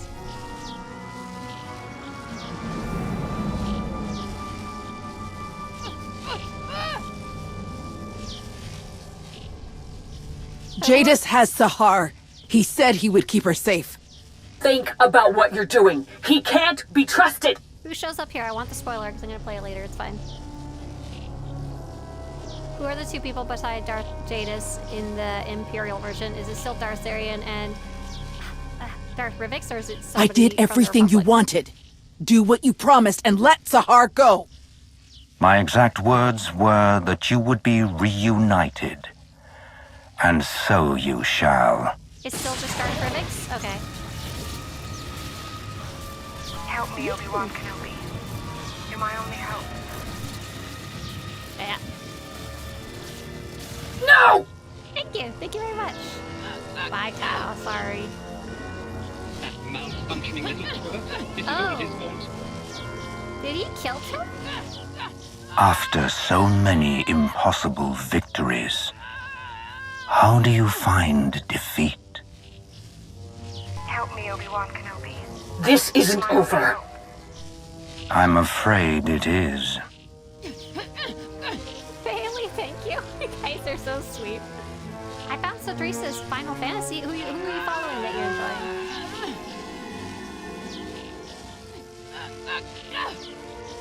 Yeah. my pistol. Do you throw your lightsaber up there if you're a Jedi? Or do you like force to crunch it? Ah, she says. Uh-oh. See, this is what I'm saying. Darth Malgus. No! Creepy stuff! That's the stuff from R4! That's the spaghetti! The evil spaghetti! Oh my god, do you see it? Evil spaghetti. Evil spaghetti. You think Tao was behind everything that happened at the beginning of the update? Wait a second, what? Wait, what are you talking about? Stuff at the beginning. Robin, please elaborate. Okay, I need to go find my dead friend Tao. One moment, please. Where did he put, that had to have been R4, right? So this is what I was saying earlier, that, what happened there? It was like a major lighting change and it scared me. Oh, okay, I just walked out of the light. I got it.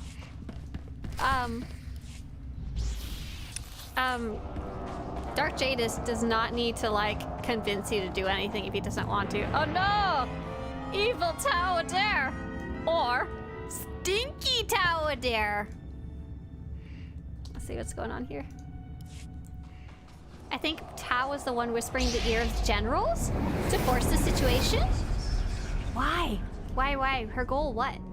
Have a good one, Rockin'. Nice to see you.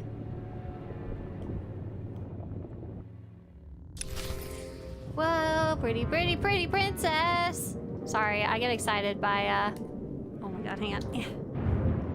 Look at this. I just need some, god, that looks good. I need a little bit of background footage, okay? Listen, look how cool this looks.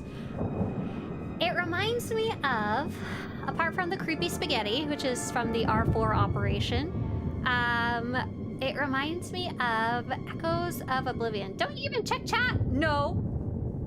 Leave me alone. Robin says to give the hologram to Jadis to get Sahar back. Oh, you think she wanted to go save Sahar? I'm recording. Oh, it's so pretty. Really reminds me of Echoes of Oblivion. I like that I can talk all the spoilers I want. Like, there's nothing you guys can do about it when we're in a spoiler stream. Holy crap, Bladen, I missed that earlier. By God. Oh my gosh, thank you so much. Crazy, Chips, Tiger, and Steisafi. Feel free to say big thank you to Bladen. Bladen's been supporting this project like crazy, and now you can watch without ads. Thank you. No one trusted Rivix from the moment he appeared. The latest story update was awesome. Yeah, that's what I'm working on right now, for sure. And hey, Valerio. Oh gosh. Okay, let's go see Tao, but this honestly is really It's cool. your fault Jadis got his hands on Sahar. Your fault I turned my back on the Jedi. Yeah? Anything else to say? Are we fighting? Oh shoot, we're fighting. My bad, sorry. I wasn't aware. I'll kick your butt, don't worry. Here, we'll actually try. I don't think I can stun her, but if I can, amazing. Oh, I can! Get wrecked, noob! Oh, or not. She made me stinky and slow. Where'd she go? Oh, that was weird. Okay. No!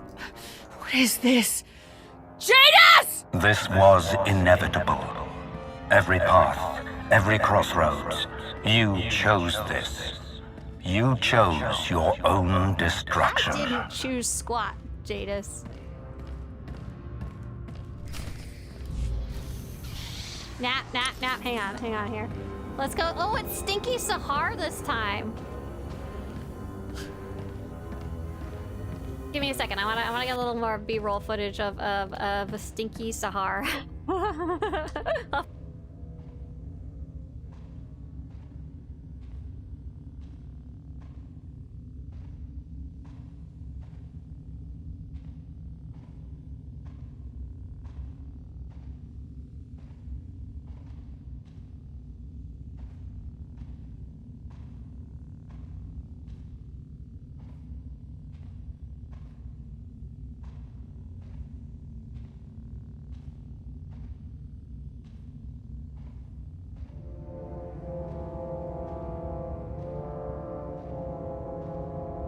Valerio asks, is Darth Jadis alive? I'm a bit behind. This is from a spoiler-heavy DLC, right? Yes. I'm so sorry if you're getting some spoilers right now. If you wanted to drop in, say hi and say bye, but yes, this is a special spoiler-heavy stream, and it is the most recent story called Master's Enigma, and yes, Darth Jadis apparently is alive, though we don't have a lot of answers. And hey, Addie, nice to see you here. Yeah, special Saturday day stream. Just for fun. Okay. Oh, there we go. Hello, Sahar.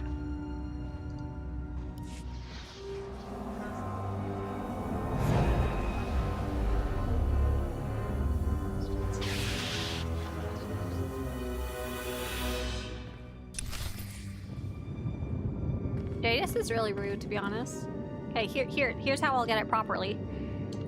Slow walk, numb lock, boom.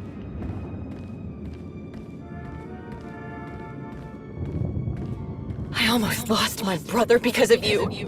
And it was all for nothing.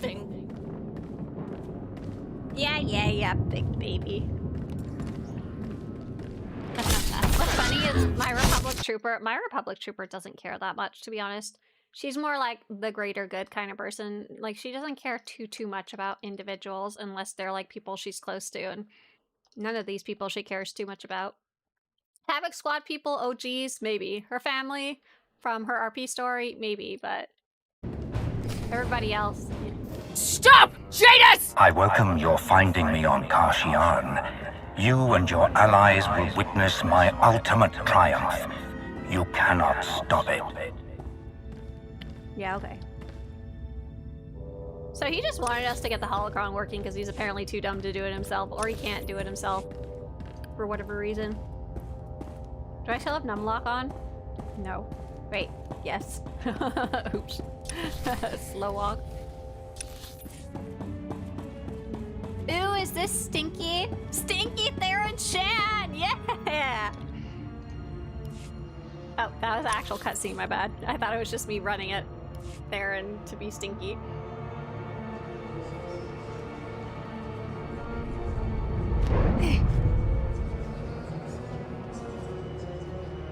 So Jadis is super just toying with you right now. He's kind of a butthole.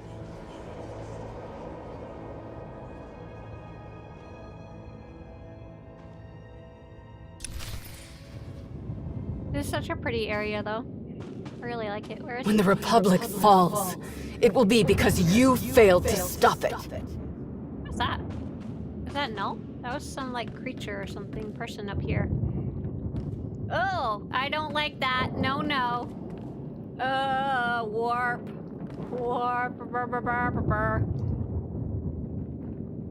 Longest Legus! Ah! That's amazing! Look, I need this. Hang on. Very important to capture footage when moments like this occurs. Long legs, long.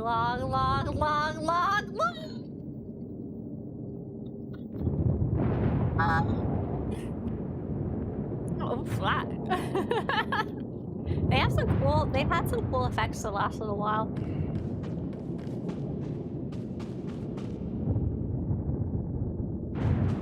Longest Legus. Okay.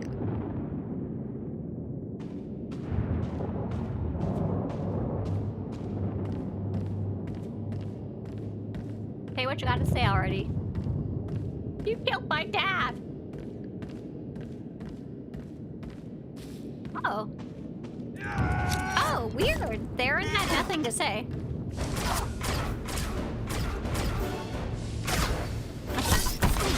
Bye-bye, Dad.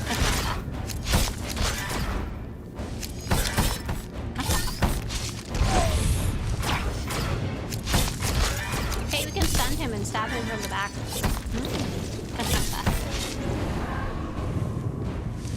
Yeah. Do you copy? Come on, answer me. Who said that? Who said, can you hear me? Oh, that was Arn. Can I jump off the edge here?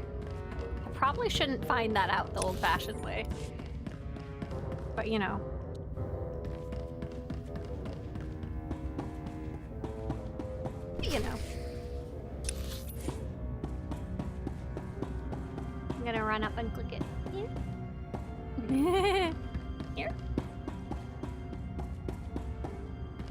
really appreciate that they have these blue clickable things.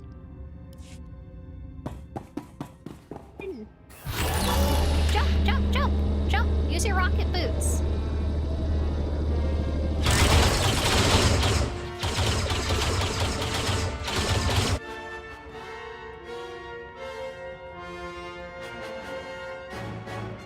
Okay, so he kidnapped Sahar, and he's taking Rivix with him.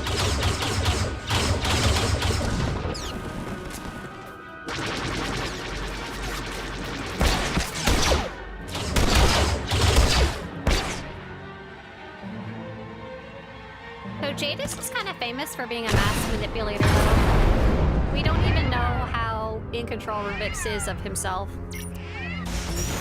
For all we know, he's double-crossing, you know? Not that my character even barely knows who he is. Well, goodbye.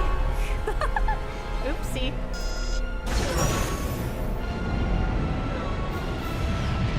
Right out the airlock with you. Oh, oh, oh. Classic Skywalker. Oh, look at that. Classic Skywalker. Hey there, Dr. Alvo. Dr. Alvo, I have played all the class stories, but right now I'm playing the newest. Hold on! I've got you! Newest story in the game called Master's Enigma. So it's not a class story at all. Come get me, Arn! They took Tau. So do they steal? I don't believe it. I can't believe it. How could Tau do this? I knew that she still blames herself for what happened to her friends on Elam. That's just how she is, but I never imagined she'd go this far to get Sahar back. There must have been something I didn't see. Then again, with all the tension between you and the Republic, maybe she saw this as her chance to do something drastic. Don't blame me for what Tau did. I'm not. I'm pointing out that it's not just you who hasn't been happy with the way things are going. Arn, there's a problem. Rivix. Oh, good, he's found you. You did well to trust your feelings, Master Jedi. Your absence from Edessa was discovered. I don't know how, but the Supreme Chancellor and Admiral Rava are very unhappy about it. There's no time to worry about them. We've got to round up everyone we've got and get ready for a fight. Contact Jakaya. We'll need the Mandalorians, too. Where are we headed? Karshion. Understood. See you soon. See you in a few months. Karshion. What will you say to the Supreme Chancellor about all this? I don't want everyone to think Tau is a lost cause, because she isn't. You've done so much for Tau. And she still made the choice that she did. You don't have to stick your neck out any further for her. Yeah, I just don't think she deserves all the blame. I know Tau will see reason when we get her back. We'll have to cross that bridge when we get there. I have so many questions, you guys. What did Tau do that was bad in this cutscene? It won't be long. So what did she do that was bad? She went and grabbed the holocron, but like, was that actually bad?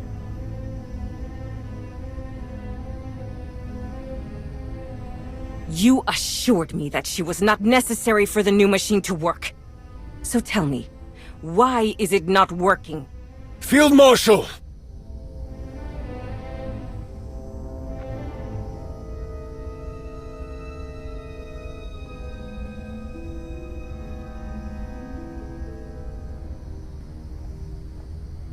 I've captured the traitor. What are you... Ah! Slap. Oh, ow. Stab. Whoa. No! Ah! Yeesh. That was I only violent. see one traitor in chains. My most trusted Hibir, how you have fallen. You dare come to me still on your feet after you so spectacularly failed in your duty. So much was taken from me because of your inadequacy. Why would you think I would want to see your face again? I have served you. Served your cause without question.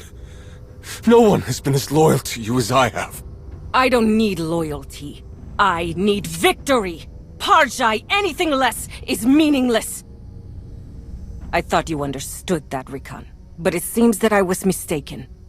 Your sister has warped your sense of priority, and you, weak-willed and soft, failed to resist it. Despite your failings, Null's machine, the one that will bring us victory, is nearly complete.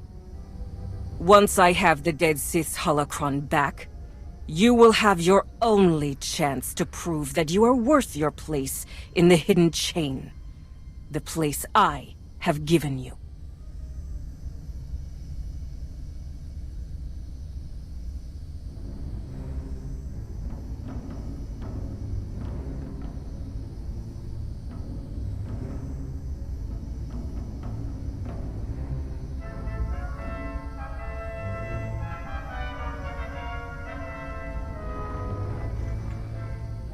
Field Marshal, are you prepared to accept my offer?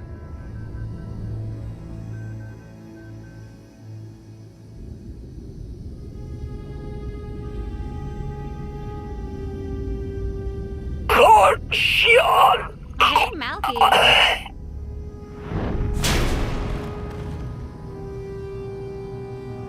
Shay. It's time to end this. Melly. Wow, I have so many questions. Okay, how do we know that Tau worked with Darth Jadis? They were talking about it like it was a for sure thing, but I don't really feel like there was any, not proof, but any pointers of that. Hey, Garen, dear, thank you. What did I miss? What did I miss that supposedly showed Tau? Hey, I got a decoration.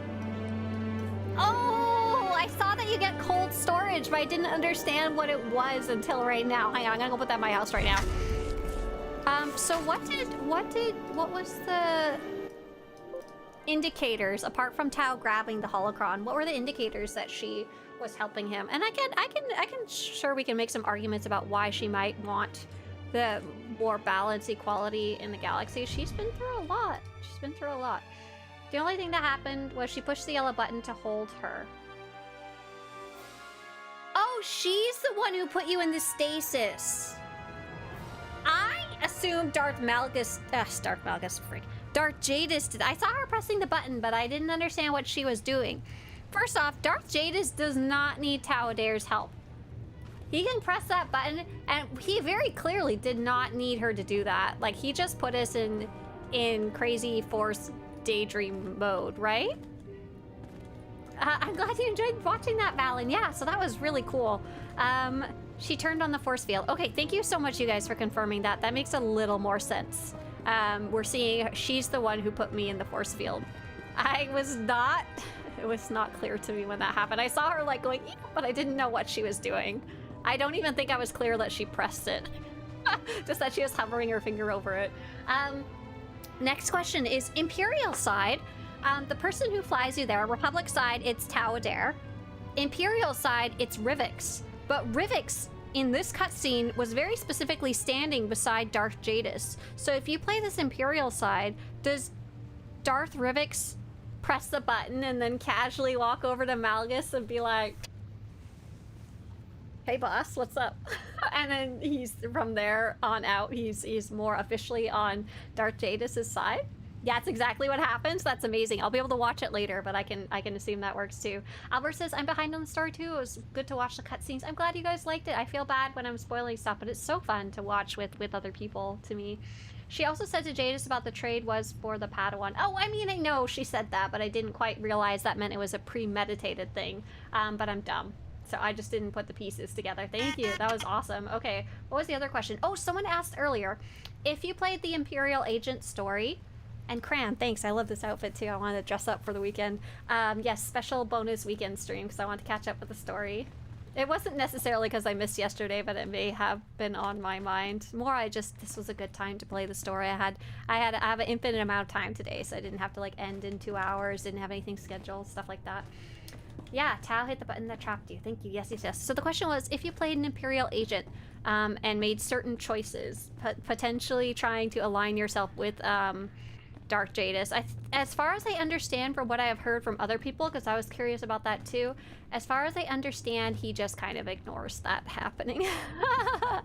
He's like, whatever, loser. I don't know exactly what he says, but it doesn't really come into play. The reason I know this is because I saw someone saying like, I would have handed it over the holocron to Darth Jadis in like 5 seconds. Why even think about it, you know? Where does cold storage fit? Does it only fit on like a centerpiece hook? Probably.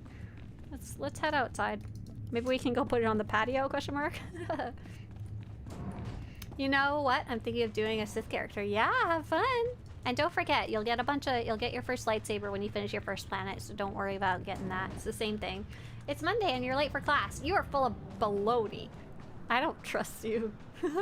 Of all the agent choices that need to pay off, right, no kidding. I think it's because I'm actually kind of surprised that you couldn't in some way align with Jadis here. So a lot of the time in the story lately, what they've been doing is, let's see, let's see if cold storage fits here. Cold storage, yes. Oh, I didn't actually consume the item. I see, you didn't click it.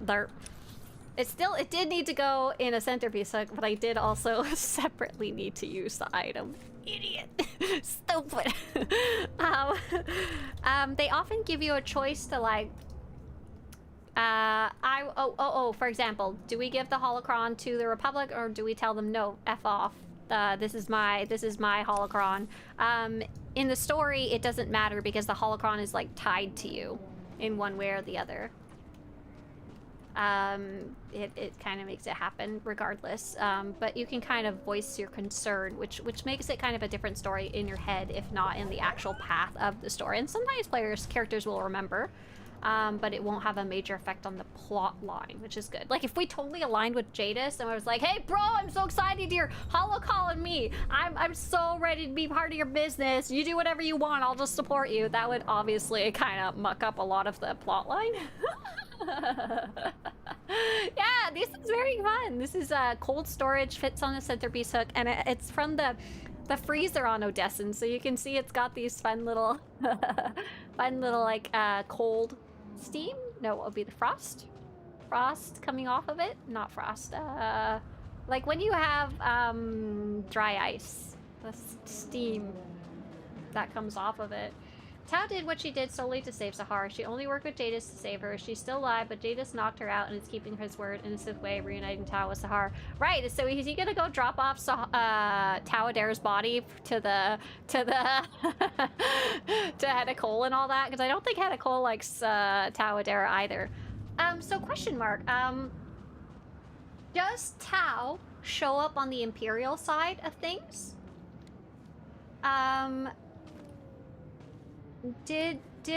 Does Tao like show up and still get captured? Or does she essentially not exist on the Imperial side playthrough? She doesn't show up?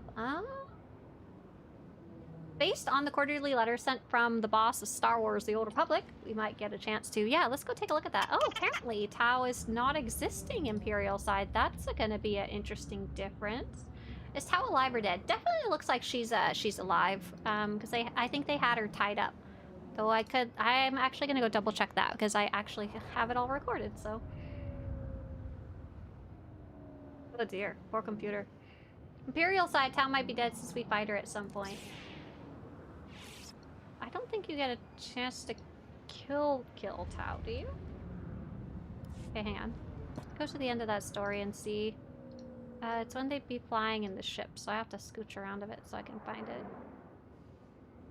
Nice, before all this happens. But it is, I think, Stinky ship, Arn being sad. Was it the one before that? Get aboard Jadis' shuttle. I guess it would be this one. It's just very brief. He's flying away. Yeah. Oh, there it is. Here, right here. Hang on. It definitely looks like she's tied up. She's face forward with her hands behind her back. I can't see why you would tie her up otherwise. Did you play on the Imperial side of the story? I started it. So I played the beginning, where you get to talk to the Dark Council. And I got to the part where Darth Rivix takes you to the shuttle. Oh, you fight... Oh, right. You fight Tau on Corellia, but do you kill her? I doubt it. Because on Corellia, there's a whole bunch of chaos, right? And the whole platform, like, falls from under you, right? Ribbits gets the holocron and joins Jadis. Nice, perfect. That's exactly what I was hoping would happen Imperial side. So be like I said on YouTube, she did what she did solely to save Sahar and reuniting her with Sahar as a prisoner. Robin said, no offense, but if they're going to be bringing back characters that you could have aligned with and it's not allowed now, that's honestly a failure and shouldn't be that returning character. Robin, I'm having trouble keeping the story threads straight in my head. Are you talking about, like, specifically here, like Jadis? I mean, to be fair, it's been like, what, 10 years since the Imperial Agent story happened? And he just kind of pisses off to wild space and then you never see him again. I don't know how much that alliance... I don't think he cares about you anymore. Clearly not. He didn't even send a postcard. Oh, at the end you can romance Major Henri officially? Yeah, I think at the end of this one, if I flirted with Arn, we could have had a smoochy smooch. But I didn't. Yeah, go ahead, Cram. Feel free to share your photo. Oh, Artemis 2 moon mission. Go ahead. Daryl says, I honestly feel like they haven't dropped as much outfits since Broadsword took over the game. They haven't released as many items, you are correct. But I don't think that necessarily started from Broadsword. That started specifically, in my opinion, that started when they released this specific armor set. This is about where we started seeing these really, really nice, high quality sets. High textured, high detailed, often having some type of special animation related to them. And from there on, it seemed like they were releasing less items, but higher quality or more desirable items. When they first started releasing all the Cartel Market stuff, a lot of the oldest Cartel Market armors honestly suck butt. Like, why did you even bother spending the time to make that? Because they were still kind of finding their feet, I guess, about what they wanted to release, especially with the Cartel packs. But now it's more direct sale. They start making these really freaking fantabulous outfits that people seem to really like quite a bit. So here's actually the newest one. This is called Shadow Sentry armor, and this one's been like super popular. It's like very detailed, very cool, highly themed, stuff like that. So that's my theory, is that since that Callous Conqueror's outfit, which was actually all the way back in BioWare, they released less but higher quality. And I noticed that seems to go for armors in-game too. As much as I want more rewards, more items, more stuff to collect, the newer armors that you get from like Reputation or events are really nice. You just want the Gamorrean axe? That might be a hard one to find, right? How much is that on the GTN right now? Don't forget all the purple Twitch mouths. Bonus! Did Broadsword not bring out all the fitted armors? Oh my god. Yeah, you're not allowed to say they didn't add any armors. They added over... they added over 2,000 armor pieces, by god. I'm pretty sure that was under Broadsword. I think it may have been on the works kind of before that, though. Like, there's like pages and pages and pages of these armors they made free available. I don't know if that counts, though, because they are just reskins. What am I looking up? Axe? Gamorrean axe? Oh, it's only 2.5 billion credits. It's nothing. Doesn't Tav die on the Imperial side when you go to get Null's lightsaber? Can anyone confirm or deny that? When did Broadsword take over from BioWare? It's official. BioWare to Broadsword. That happened about 2 years ago. That happened mid-2023, so even farther back than that, yeah. Yeah. Okay, let's see. Did you post the links to those? Perfect, I got it, Cram. Thanks. Journey to the Moon. Oh, this is from the spaceship! Oh, so this guy, as far as I understand, correct me if I'm wrong, but this is going around the moon, and it is it correct that it's staying around the moon? Or is it coming back home? So this is not landing on the moon, but it's like one step closer to going back to the moon kind of thing, from what I understand. Hey, Serene, thank you so much. So pretty. Pretty, pretty, pretty, pretty beautiful photos. Oh, I like this one a lot of the crew. Can somebody explain anything a little bit more about Artemis? I've only been vaguely following it, to be honest. I think it got delayed like 3 times, right? So I kind of didn't even realize it was coming until everyone started getting excited a few days before. Duh. BioWare's best release was all the coffee stuff. Interestingly enough, Artie, a lot of people really hated coffee when it came out, and the way that it came out, it sucked. It was coming out 1 chapter every like 3 or 4 months. Like, it was quite a while between chapters sometimes, and we had no idea what the finale would be and stuff like that. Woo-hoo-hoo! Brong, it says, Swtorista, I hope with 8.0 Broadsword we'll drop more Sith Jedi outfits like Vashit Tenebrae or Tribal Sith outfits. I have no idea what they're shooting for. I have no idea exactly what the next expansion is going to be themed around. We're going to be doing the finale of the story in the next update. That's update 7.9.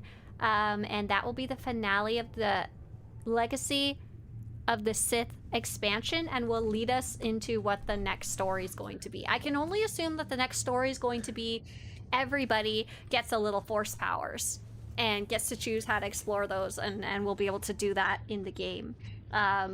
Like a trooper could pick up a force power, you know? I want the hood down, armored Jedi Sith robes! Oh my gosh, cry. Why the short sleeves over an undershirt? I think that was so that they wouldn't conflict with gloves back in the day, but I hate it. I don't like wearing a t-shirt robe. Artie says, ignoring the timing of releases, the story itself was great. I liked Knights of Fallen Empire and the keeping up with the Valkorians. A lot of people didn't like that their character kind of took a backseat, they felt, to the drama of the Valkorian family. I hate having to grind through Knights of the Grind and Knights of the You Thought the Grind was over. I'm hoping for some more skips and backtracking in the future. That would be awesome. Yeah, I'm pretty sure Tao is not dead in any scenario, though you may have fought her, but don't quote me on that.